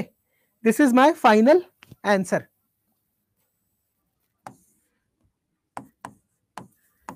वन 144 को इस प्रोसेस से कैसे ब्रेक करूंगा? 144 क्या होता है? 144 होता है 12 इंटू 12। 12 इंटू 12, 12 12 से कितना होता है 144। तब 12 क्या है कंपोजिट, ये भी कंपोजिट है। इसको क्या लिख दूंगा मैं, इसको लिख दूंगा 6 इंटू 2, इसको भी लिख दो 6 इंटू 2। अब 2 तो प्राइम नंबर है, 2 को कुछ मत करो, किसको फोकस करो 6 को। ये 6 क्या हो जाएगा 3 इंटू 2 इंटू 2, ये भी बन गया 3 इंटू 2 इंटू 2। मिलाकर लिख दो क्या हो गया, 3 है 2 बार 3 स्क्वायर, 2 कितने बार है 4 बार 2 पावर 4। अब डायरेक्ट ऐसे ही लिख दो, अब डायरेक्ट ऐसे लिख दीजिए, इसको ब्रेक करो, कंपोजिट वाले को फर्दर ब्रेक डाउन करो और आंसर लिख दीजिए। No need to go for long division method, direct answer आ जाता है इससे, इससे जो है हमारा डायरेक्ट आंसर आ जाता है। एक और कौन सा हम लोगों ने फाइंड किया था, 36 फाइंड किया था ना। 36 को कैसे एक्सपेंड करोगे, 36 इज 6 इंटू 6, 6 क्या है 3 into 2, 2 into 3, 2 into 3, answer is 2 square into 3 square, finish. Square square. तो इस तरीके से आप किसी भी कंपोजिट नंबर को प्राइम नंबर के फॉर्म में लिख सकते हो, किसी भी प्राइम नंबर के फॉर्म में लिख सकते हो। नोट करो उसको, एटलीस्ट 13-14 तक आना चाहिए मुदित, एटलीस्ट 13-14 तक के हो गया। हाँ, prime factor of this number 306, बताओ कितना आएगा, सेम मेथड से 306। गुड, आंसर आ गया। कोई भी हमेशा प्राइम नंबर की पावर होनी चाहिए अंकित। 306 को मैं कैसे लिख सकता हूं, 306 को मैं लिख सकता हूं 2 इंटू 3 स्क्वायर इंटू 17। ठीक, अगर मैं इसको 3 से डिवाइड करूंगा सबसे पहले, ये देखो 306 को कैसे लिख सकते हो 3 इंटू 102, ये 102 भी 3 से डिवाइड होगा, तो 3 इंटू 3 से डिवाइड करोगे कितना आ जाएगा, ये आ जाएगा 3 3 9 और 34। जैसे ही 34 मिला मैं समझ गया 17 इंटू 2, तो ये डायरेक्ट आंसर बन गया, ये बन गया आपका डायरेक्ट आंसर। नहीं भाई 17 ध्यान में रखना पड़ेगा, 17 इज अ प्राइम नंबर। यहां पर मल्टीप्लीकेशन में जो भी नंबर लोगे वो प्राइम नंबर होना चाहिए, जो भी आप नंबर यहां पर लेंगे मल्टीप्लीकेशन में वो प्राइम नंबर ही होने चाहिए। यस नो, 17 ऐसे आया कि भाई 34 देख के मैं समझ गया कि 17 2 जा 34 होता है, नहीं तो उसको अगर आप 2 से डिवाइड करते हैं ना 34 को तो 17 ही बचता, अगर आप 2 से डिवाइड करते तो 34 ही बचता। गॉट इट, नीट प्रैक्टिस, बिल्कुल यार प्रैक्टिस से ही तो आएगा, एकाएक थोड़ी सीखेंगे। एक और क्वेश्चन बनाओ तो आखिरी, फिर दूसरा टॉपिक देखेंगे। 5850, लो कोई कह रहा था सर कि बड़ा सा नंबर बताओ, इसका फैक्टराइजेशन करो। 5850 प्राइम नंबर्स कितने नंबर तक याद रखना है सर, कहीं तक याद नहीं रखना है पूजा, जो जो याद रखना है वो मैं बता दूंगा। अभी जो बता रहा हूं वो देखिए, 13523 प्रसन्नजीत ने आंसर दिया है, गौरव ने आंसर दिया है बट वो गलत है। यार देखो 5850 को क्या लिख सकता हूं मैं, 585 इंटू 10 लिख सकता हूं, इतना तो मैं कर ही सकता हूं। 585 इंटू 10, अब ये 10 को किस में ब्रेक कर दोगे, ये 10 एक कंपोजिट नंबर है तो बन जाएगा 5 इंटू 2, और 585 का क्या करोगे, 585 कहां से आएगा मेरा, इसको एक बार 5 से डिवाइड करो तो कितना आएगा, 5 इंटू ये बन जाएगा 1, 5 1 जा 1 और 35 117। समझ रहे हैं कैसे फाइंड कर रहा हूं, ये बन गया 117। अब जैसे ही 117 आ गया मैं जानता हूं it is nothing but 13 into 9। 117 क्या होता है 13 इंटू 9, सारे फैक्टर्स को क्लब कर दो, कितना आंसर आया, आंसर आ जाएगा 2 into 3 square into 5 square into 13, 2 into 3 square into 5 square into 13। इस तरीके से आपको प्राइम फैक्टर्स में ब्रेक करना सीखना होगा। मैं ये नहीं कह रहा कि आज ही के दिन में आ जाएगा, बट घर पे होमवर्क क्या होगा आपके लिए, कोई भी कंपोजिट नंबर सोचो और उसको ब्रेक करो, कोई भी कंपोजिट नंबर सोचो और उसको ब्रेक करो। अगर ब्रेक करना सीख गए तो job is done. Job is done. Clear है? 306, 72, 34, 36, यहां से हमने प्राइम फैक्टर्स में ब्रेक किया। यहां से मैंने प्राइम फैक्टर्स में ब्रेक किया। मुझे धीरे धीरे आएगा ब्रेक करना। आपको ये देखना है कि क्या ये कंपोजिट नंबर है। यस, इसको फर्दर ब्रेक कर दो। अगर ये कंपोजिट नंबर नहीं होता तो मैं यहीं पर रुक जाता, मैं यहीं पर रुक जाता। एक और क्वेश्चन करना है क्या? एक और क्वेश्चन करना है सर? क्या ले ले? 1080 ले लो। चलो आखिरी क्वेश्चन, मैं कुछ और बताने जा रहा था। 1080, इसको ब्रेक करके बताओ। 1080, इसके प्राइम फैक्टर्स क्या क्या आएंगे? ठीक है, आंसर तो आ रहा है सबका, वेरी गुड। 1080 को कैसे लिख सकता हूं मुदित? यहां ध्यान दो, 1080 को 108 इंटू 10 लिख सकता हूं भाई। जिनको अब तक नहीं आया प्रोसेस समझ में, उनके लिए टाइप करने पे फोकस मत रखिए, फोकस रखिए क्वेश्चन सॉल्व करने में। कि 108 इंटू 10 ये हो गया। अब 108 क्या है? प्राइम नंबर है कि कंपोजिट है? ये दोनों के दोनों कंपोजिट नंबर है, तो इसको और ब्रेक करते हैं। 10 कितना बन जाएगा? 5 into 2, 10 is nothing but 5 cross 2। और 108 कितना बचेगा? ये देखो, अगर 2 से डिवाइड करता हूं तो ये आ जाएगा 54 इंटू 2। मेरे को पता है 54 जो है वो 3 से डिविजिबल होता है, 54 जो है वो 9 से भी डिविजिबल होता है। 9 6 54, ये मेरे को थोड़ा सोचना पड़ेगा। 9 6 54, तो ये क्या बन गया?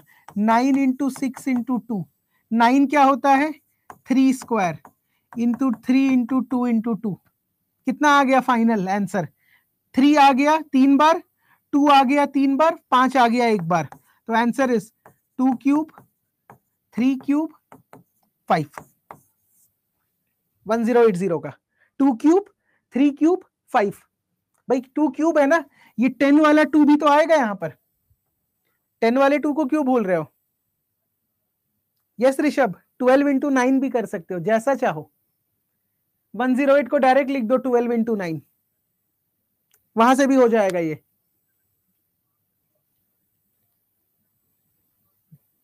ठीक, राखी का कहना है नहीं समझ में आया। राखी जी, आपने शायद क्लास को थोड़ा लेट ज्वाइन किया होगा, एक बार इसको वीडियो को देखिएगा।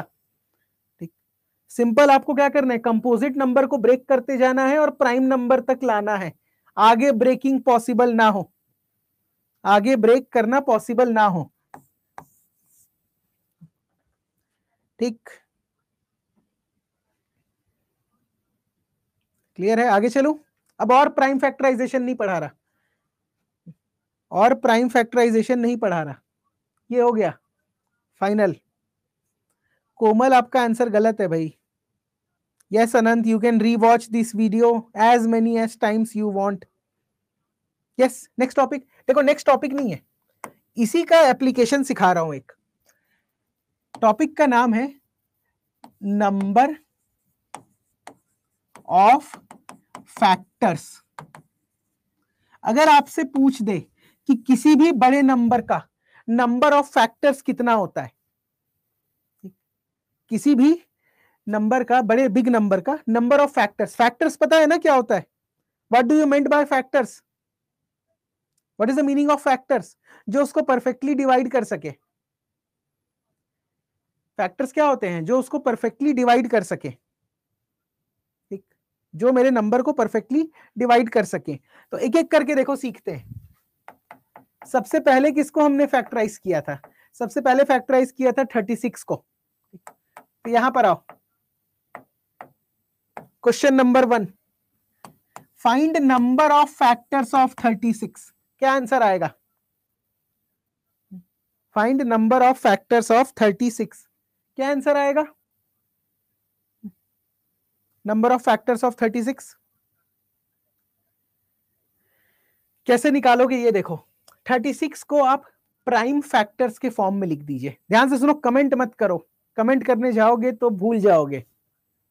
ध्यान रहेगा टाइपिंग में, समझने में ध्यान कम रहेगा। रुक जाइए, अब होल्ड कीजिए। 36 को मैं क्या लिख सकता हूं, 6 इंटू 6, 6 इंटू 6 क्या आ गया, 2 स्क्वायर इंटू 3 स्क्वायर। यहां तक क्लियर है, 2 स्क्वायर इंटू 3 स्क्वायर। अब आपको क्या करना है, ये 2 स्क्वायर है ना, इसको मैं ऐसा लिखता हूं, 2 पावर 0, 2 पावर 1, 2 पावर 2। 3 स्क्वायर को क्या लिखता हूं, 3 पावर 0, 3 पावर 1, 3 पावर 2। इसको ऐसे लिखते हैं, 2 स्क्वायर था ना तो 0 से चालू करना, 2 तक ले जाना। यहां पर भी स्क्वायर है तो 0 से लेकर 2 तक ले जाना। यहां से कितने रूट्स आएंगे, 1 2 3। यहां पे कितने हो गए टर्म, 1 2 3, 3 3 जा, answer 9। Number of factors of 36 is nothing but 9। क्या ये लॉजिक समझ में आया? देखो एक बार ध्यान से, number of factors of 36 is nothing but 9। Number of factors of 36 is nothing but 9। Note कर लो एक बार, मैं एक्सप्लेन करूंगा फिर से, मैं एक्सप्लेन करूंगा फिर से। एक एक बढ़ाकर मल्टीप्लाई, यस वैभव, एक एक इंक्रीज करके मल्टीप्लाई करना है।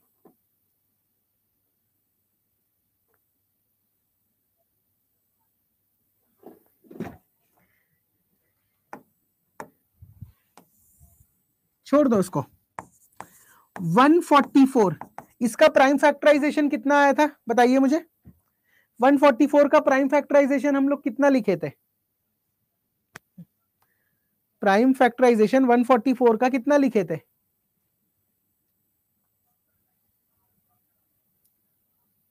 मैं बिल्कुल रिपीट करूंगा, पहले मेरे सवाल का जवाब दो। 144 का प्राइम फैक्टराइजेशन कितना लिखे थे? 2 का पावर 4 इंटू 3 स्क्वायर लिखे थे, गुड। 2 का पावर 4 इंटू 3 स्क्वायर। अब देखो नंबर ऑफ फैक्टर्स कैसे निकालोगे, ये जो 2 का पावर 4 है, इसको मैं 0 से लेके 4 तक लिखूंगा तो कितनी वैल्यू आएगी, 5 आएगी। एक एक पावर बढ़ा देना, पावर 4 है तो 5 फैक्टर्स देगा, 2 पावर 0 से लेकर 2 पावर 4 तक के। सिमिलरली 3 का पावर स्क्वायर है तो 3 फैक्टर देगा, ये पावर +1। ये +1 क्यों आता है, क्योंकि मैं 0 से काउंट करता हूं, 0 1 2, यहां से 3 आ गया, 0 1 2 3 4, यहां पर आ गए 5, 5 3 जा, आंसर इज 15। Answer is 15। 144 के नंबर ऑफ फैक्टर्स, 144 के नंबर ऑफ फैक्टर्स। अब आया समझ में ये प्रोसेस कि अभी भी बाउंसर जा रहा है? क्या अभी भी बाउंसर जा रहा है?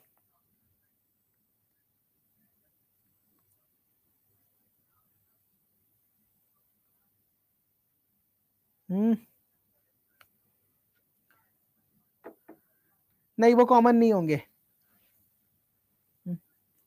अच्छा, अगला नंबर क्या लिए थे प्राइम फैक्टराइजेशन के लिए, बताओ तो। अगला नंबर क्या लिए थे प्राइम फैक्टराइजेशन के लिए? अगला नंबर क्या लिए थे प्राइम फैक्टराइजेशन के लिए? 72 लिए थे ना। 72 को प्राइम फैक्टराइजेशन में कन्वर्ट करो। 72 को कैसे लिखे थे, 2 क्यूब इंटू 3 स्क्वायर, ये था सर। To find number of factors we need to find number of prime factors, बिल्कुल। 2 क्यूब इंटू 3 स्क्वायर, यहां से कितने फैक्टर्स मिलेंगे, 4। यहां से कितने मिलेंगे, 3, 4 3 जा 12। 12 is the number of factors 72 का। 72 का नंबर ऑफ फैक्टर्स आया 12। क्लियर है ये चीज? सेवांग अभी पहले प्रोसेस समझो, लॉजिक पे भी आएंगे।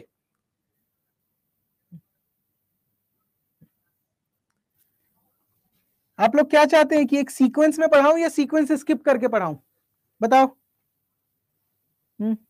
जल्दी बताइए, क्योंकि आपके जो डाउट्स आ रहे हैं वो टॉपिक से रिलेटेड नहीं आ रहे हैं। सर ये क्या होगा, वो क्या होगा, एक सीक्वेंस में चलना चाहिए कि सीक्वेंस ब्रेक कर दूं? सीक्वेंस में ही चलते हैं ना, तो अपने डाउट को होल्ड करके रखो। आज पहली क्लास है, आज आखिरी क्लास नहीं है मैथ्स की हमारी। This is not the last class of maths, this is the first class. तो एक सीक्वेंस में चलते हैं, एवरीथिंग विल बी क्लियर्ड। इधर आओ, अगला नंबर क्या लिए थे? अगला नंबर क्या था 72 के बाद? व्हाट इज नेक्स्ट नंबर जिसका फैक्टराइजेशन किया था हमने? 306 था ना, 306। इसके प्राइम फैक्टर्स क्या क्या आए थे? इसके प्राइम फैक्टर्स क्या क्या आए थे 306 के?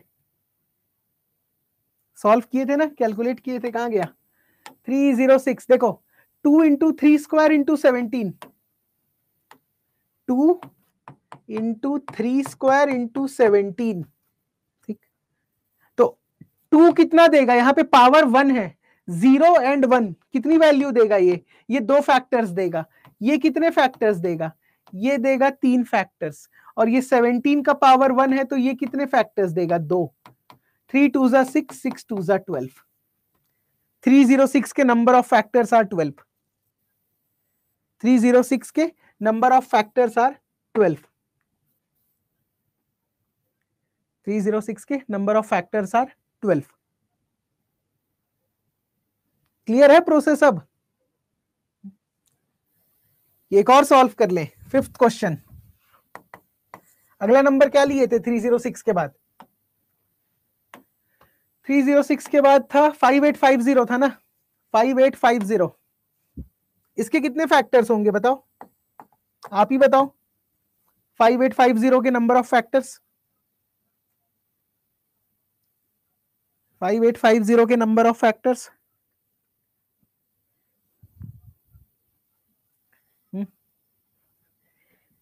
कैसे लिखा था इसको? मैं इसको लिखा था 2 3 स्क्वायर 5 स्क्वायर और 13। ये हो जाएगा आपका 2 3 स्क्वायर 5 स्क्वायर एंड 13। ये कितने फैक्टर्स देगा? देखो 2 का पावर 1 है, 2 का पावर 1 है, तो ये देगा 2 फैक्टर। ये देगा 3 फैक्टर। ये भी देगा 3 फैक्टर। और 13 का पावर 1 है, तो ये देगा 2 फैक्टर। ठीक, मल्टीप्लाई कर दो। 3 2 जा 6, 6 3 जा 18, 18 2 जा 36 फैक्टर्स। 36 फैक्टर्स।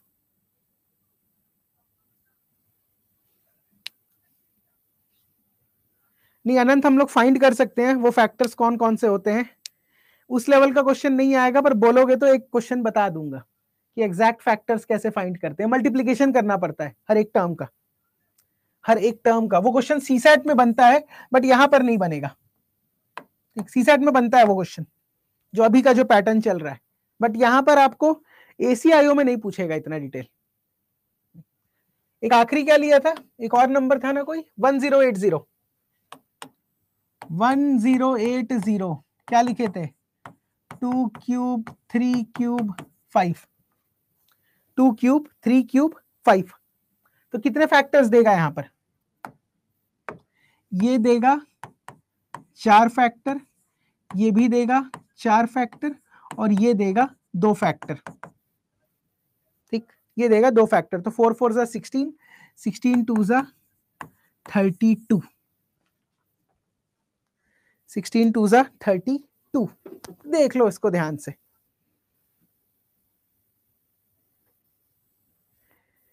इसके साथ मैंने फैक्टराइजेशन और नंबर ऑफ फैक्टर्स, ये 2 टॉपिक आपको सिखा दिया अभी,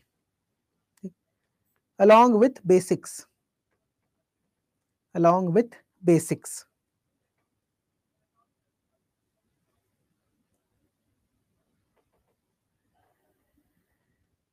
आगे चले, देख लीजिए, फिर स्टार्ट करते हैं। ये आपको 2 मिनट का टाइम दे रहा हूं, एक बार पन्ना पलटो, अभी तक क्या क्या पढ़े हैं, अभी तक क्या क्या पढ़े हैं, जल्दी से 2 मिनट में एक बार पेजेस को स्किप कीजिए। ठीक, एक बार पेजेस को स्किप करो जल्दी से 2 मिनट में। नहीं भाई, 1 को प्राइम फैक्टर, 1 प्राइम नंबर ही नहीं है तो प्राइम फैक्टर कहां से आ जाएगा? 1 एक फैक्टर होता है, बट प्राइम फैक्टर नहीं बोलते उसको। प्रमोद, जल्दी से एक बार रिवाइज करो, फिर आगे चलते हैं। Sir how to improve speed with accuracy. देखिए पहला फोकस कोमल एक्यूरेसी पे करो, स्पीड प्रैक्टिस से आ जाएगा। नहीं नहीं, एक्यूरेसी को कॉम्प्रोमाइज नहीं कर सकते।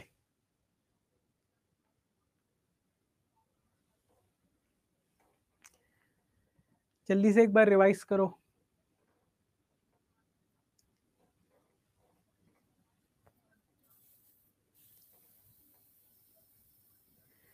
क्या डाउट है? Okay, when we will be getting practice sheets? Riya practice sheets एक दो क्लासेस के बाद अपलोड होने लगेंगी। Any suggestion to improve silly mistake? Concentration अच्छे से अगर दिमाग रहेगा सवाल पे तो सिली मिस्टेक्स नहीं होंगे। हाँ, आगे चले। रुकिए।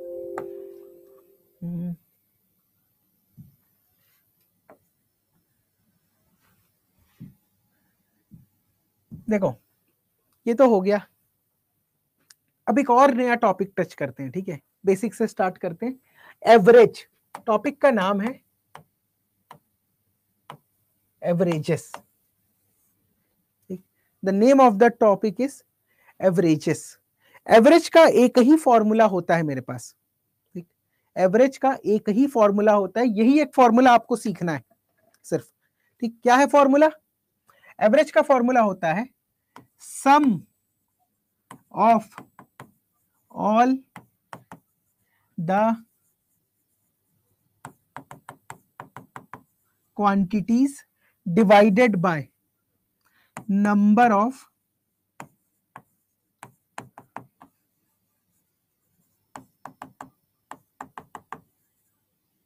क्या ये फॉर्मूला याद रहेगा मुझे?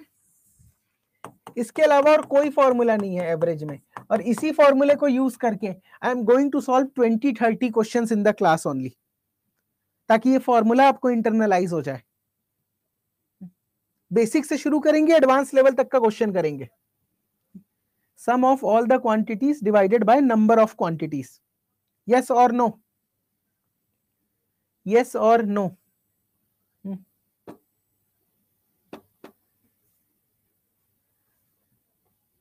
जल्दी बताओ भाई, यस और नो? यस? अच्छा, just for the sake of solving this question,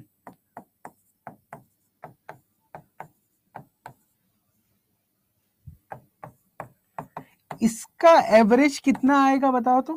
1 2 3 4 5 6।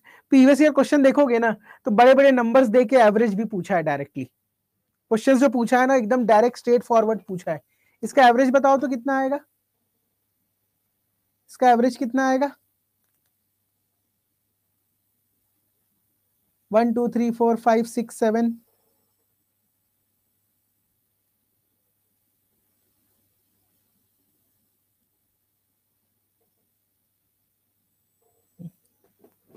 कैसे फाइंड करेंगे?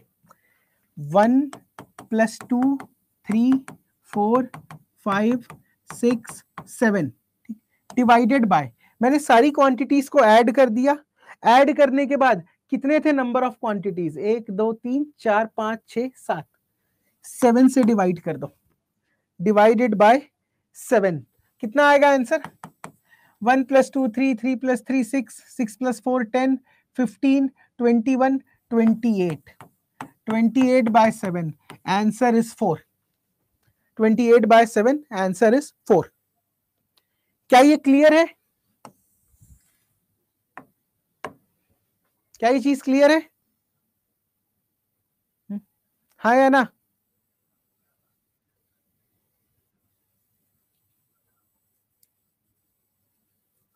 ट्वेंटी 28/7।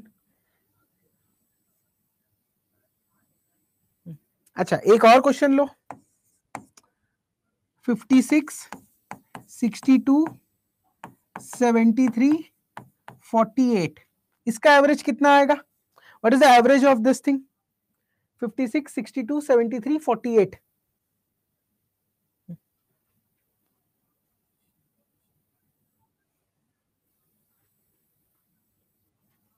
कैसे फाइंड करोगे? सिंपल है, 56 प्लस 62 प्लस 73 प्लस 48, कितनी क्वांटिटीज है? 1 2 3 4 बाय 4, कितना आ रहा है ये? 239/4 आ रहा है। मैंने कैलकुलेट नहीं किया, आप ही लोगों ने बताया है, 239/4, ठीक, 239/4, यस, 59.75 जो भी आ रहा है देख लेना। अच्छा, जब भी एवरेज फाइंड करते हो हमेशा ना नंबर ऑफ टर्म्स गिनना। यहां पर कितने टर्म्स थे? नंबर ऑफ टर्म्स या नंबर ऑफ क्वांटिटीज?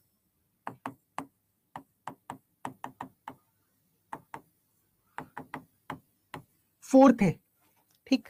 यहां पे इसके पहले वाले क्वेश्चन में नंबर ऑफ क्वांटिटीज कितने थे?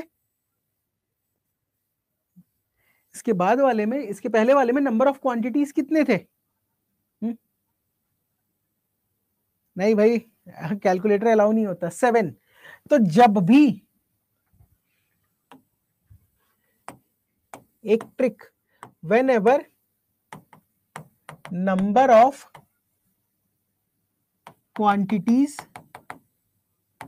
इज ऑड, ठीक, average is equal to middle term. ये याद रहेगा हमें कि जब भी जो नंबर ऑफ क्वांटिटीज ऑड है, जैसे ये वाले केस में क्या हुआ था, 7 वैल्यूज थे, मिडिल वाला क्या होगा? देखो 1 2 3 5 6 7, ये हो गया मिडिल वैल्यू। तो मिडिल वैल्यू अगर 4 आ गई, अगर मिडिल वैल्यू 4 आ गई, तो मैं यहां पर क्या करूंगा? मेरा एवरेज आ जाता है 4, माई average is 4, my average is 4। तो ये एक ट्रिक याद रखना कि जब भी नंबर ऑफ क्वांटिटीज ऑड हो, एवरेज हमेशा मिडिल टर्म के बराबर होता है। Average is always equal to middle term.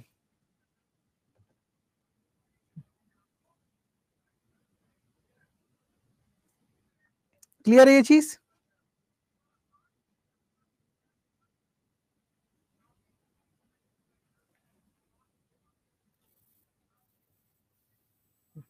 Yes, बस नंबर ऑफ क्वांटिटीज, नहीं तो ऐड करके भी आंसर सेम आएगा, ऐड करके भी आंसर सेम ही आएगा, ठीक। अच्छा, एक और चीज देखते हैं, अगर सिर्फ और सिर्फ कांस्टेंट टर्म प्रेजेंट है तो कांस्टेंट टर्म्स का एवरेज कितना आता है? सपोज 5 5 5 5, इसका एवरेज कितना आएगा? इसका एवरेज कितना आएगा? 5 5 5 5 5 का 4 बार 5 लिखा हुआ है, कितना होगा फॉर्मूले के? 5 plus 5 plus 5 plus 5, total number of terms कितने हैं? 1 2 3 4, ये कितना बन जाएगा? 20/4, आंसर इज 5। तो जब भी कांस्टेंट टर्म का एवरेज पूछे, is equal to that term only. Constant का एवरेज भी कांस्टेंट आता है, क्लियर? कांस्टेंट टर्म का एवरेज भी वही कांस्टेंट टर्म आएगा। क्लियर है ये चीज?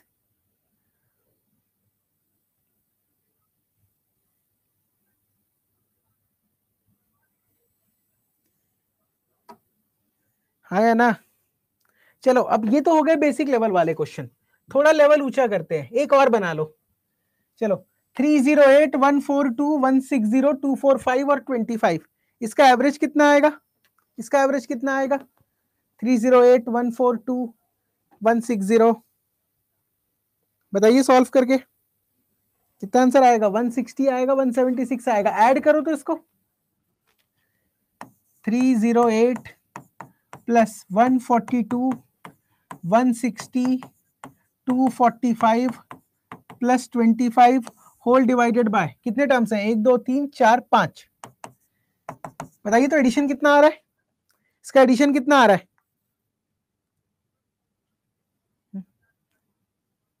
कितना आ रहा है इसका एडिशन? 880 आ रहा है ऐड करने के बाद, 880 डिवाइडेड बाय 5, ठीक, 880 डिवाइडेड बाय 5 कितनी आएगी इसकी वैल्यू? इसकी वैल्यू आ रही होगी 176। ठीक, इसकी वैल्यू कितनी आ रही है? 176। हमने क्या देखा था कि सर अगर 5 टर्म है तो मिडिल वाला एवरेज हो सकता है। क्या प्रॉब्लम आ गई यहां पर बताओ? सर मिडिल वाला एवरेज होना चाहिए, बट यहां पर तो वैल्यू आ रही है 176। क्या प्रॉब्लम आ रहा है ये आपको समझना पड़ेगा, क्योंकि जो मैंने ट्रिक बताया है उसको अप्लाई करने के लिए एक और कंडीशन होती है जो मैंने जानबूझ के नहीं बताया था, क्योंकि एक बार गलती होगी तो वो दिमाग में ज्यादा बैठा रहता है। Numbers are in random order. Exactly ये जो मैंने लिखा है, whenever number of quantities odd, जब भी नंबर ऑफ क्वांटिटीज ऑड है and sequence is in order, अभी एपी वर्ड यूज नहीं कर रहा, जब पढ़ेंगे तब उसको समझोगे। Whenever sequence is in order, यहां पर सीक्वेंस कैसा था? 1 2 3 4 5 6 7 कंजिक्यूटिव नंबर्स के ऑर्डर बने हुए थे, तब आप यहां पर मिडिल टर्म को लिख सकते हो। नहीं तो जैसे यहां पर क्या था, एक रैंडम सा सीक्वेंस है, कभी घट रहा है, कभी बढ़ रहा है, फिर घट रहा है, फिर घट रहा है, तो इसका आप एवरेज कैसे निकालोगे? Add sum of all the quantities divided by number of quantities.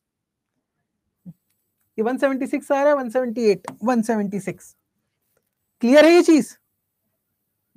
जब तक ये एक प्रॉपर सीक्वेंस में नहीं होगा तब तक मैं मिडिल टर्म नहीं लिख सकता। Yes no? तो ये जब ट्रिक अप्लाई करोगे तो ये वाली कंडीशन भी ध्यान में रखना, अदरवाइज एक नंबर मिलना था -0.25 मिल जाएगा। ठीक, एक नंबर मिलना था -0.25 हो जाएगा।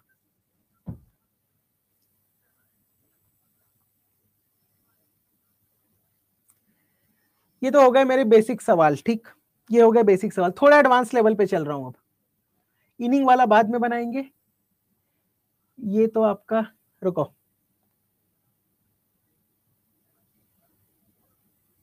ये क्वेश्चन को एक बार ट्राई करो, एज वाले क्वेश्चंस को भी यहीं पे लेंगे।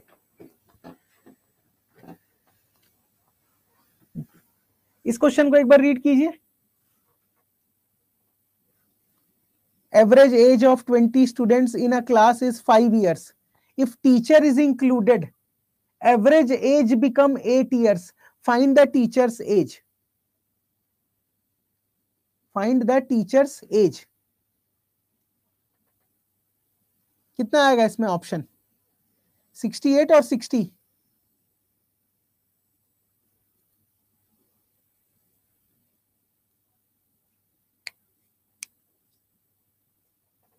33 भी आ रहा है, 65 नहीं आया किसी का भी आंसर।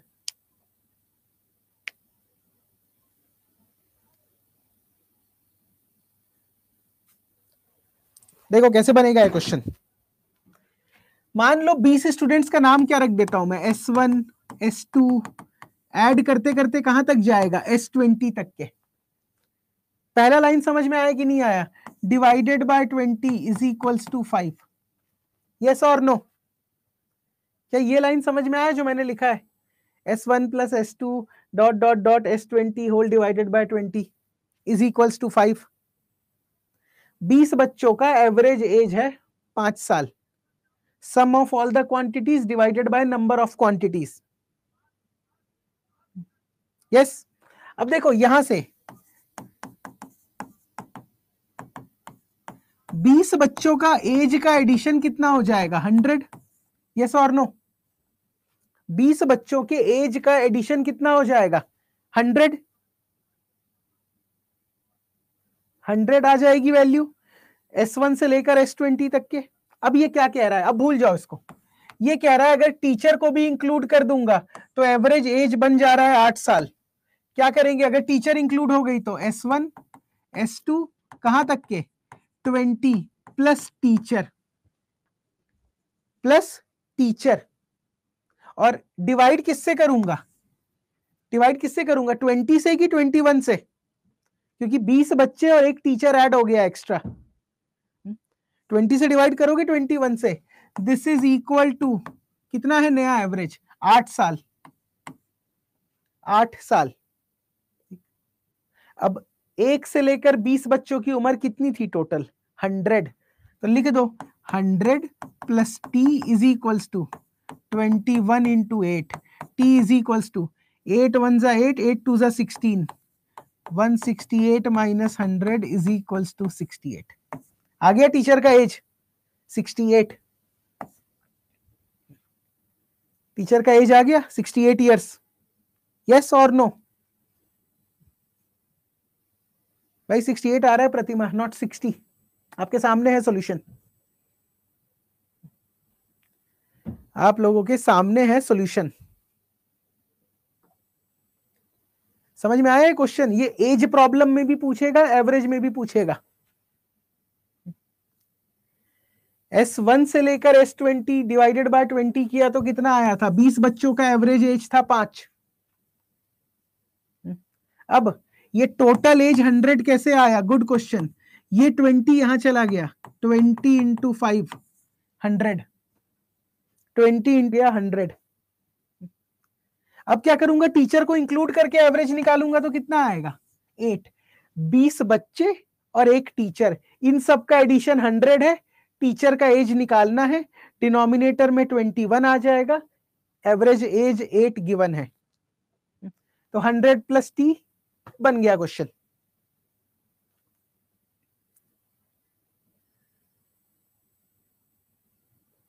बिल्कुल आप लोग डर जाते हैं, बट वो धीरे धीरे प्रैक्टिस से आ जाएगा।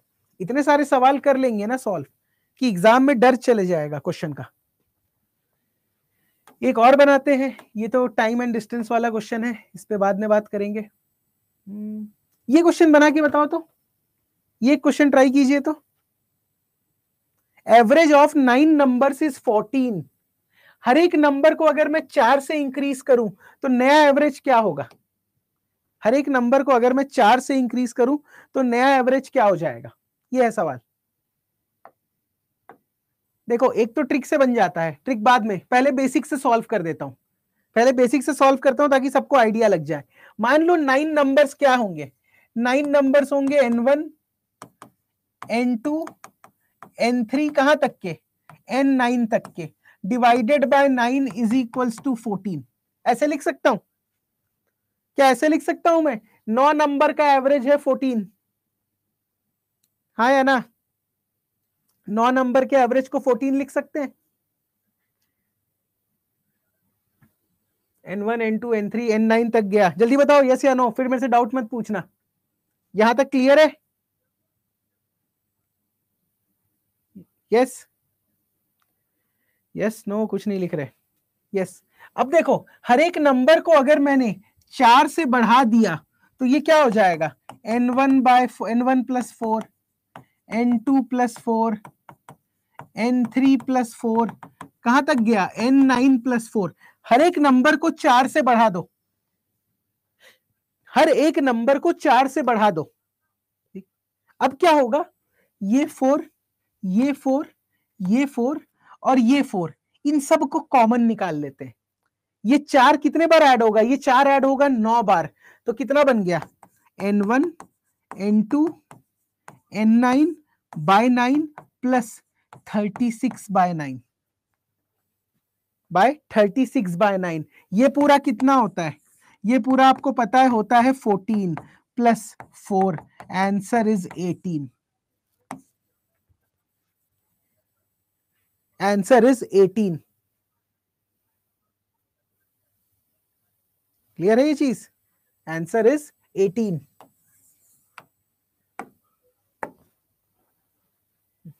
नाइन क्यों किए? क्योंकि जो टोटल नंबर्स थे 9 नंबर्स थे ना, 9 टोटल नंबर्स थे 9। इसको इस तरीके से याद रखना कि if every number is increased by same number then average is also increased by same number। अगर हर एक नंबर को आपने सेम नंबर से इंक्रीज कर दिया तो जो एवरेज है वो भी सेम नंबर से इंक्रीज हो जाएगा। वो भी सेम नंबर से इंक्रीज। यहां पर हर एक नंबर को 4 से बढ़ा रहे थे, तो एवरेज कितना हो गया 14 + 4, 14 + 4। एक बार नोट कर लो, मैं फिर से एक्सप्लेन कर दूंगा। एक बार नोट कर लीजिए, मैं फिर से एक्सप्लेन कर दूंगा।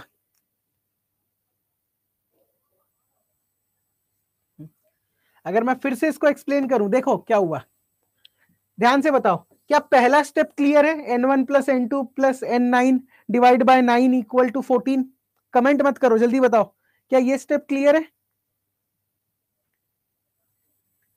क्या ये स्टेप क्लियर है? n1 + n2 up to n9 by 9 = 14। क्या किया? एवरेज 14 गिवन था। अब सेकेंड स्टेप, हर एक क्वांटिटी को 4 से बढ़ा दिया, हर एक क्वांटिटी को 4 से बढ़ा दिया। ठीक, अब एक बात बताओ, ये 4 मैंने कितने बार इंक्रीज किया? 1 2 3 4 5 6, कहां तक जाएगा? 9 टाइम्स ऐड किया है मैंने 4 को। 4 को मैंने कितने टाइम्स ऐड किया है? 9 टाइम्स ऐड किया है, हाँ या ना? तो 9 + 4 कितना हो जाएगा? 9 × 4, ये हो गया 36।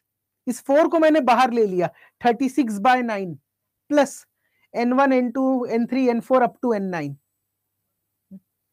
ये पूरा का पूरा क्या है? एवरेज 14 के बराबर। 36/9 क्या हुआ? 4। तो टोटल आंसर इज 18। अब क्लियर हुआ? Total answer is 18।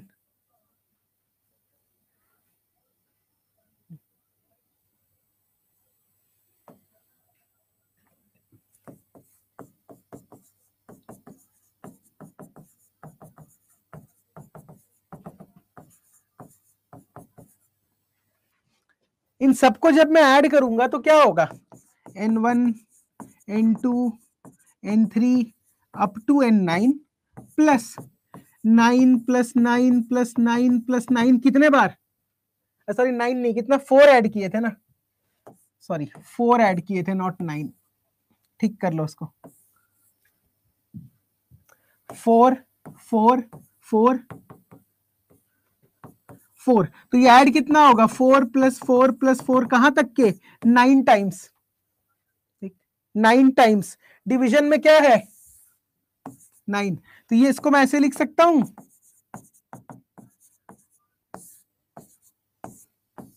प्लस 4 को अगर 9 टाइम्स ऐड करोगे तो कितना बन जाएगा? 36/9। यही मैंने इसको 4 लिख दिया। हाँ, नाउ आई गॉट इट। चलो ठीक है, समझ में तो आया।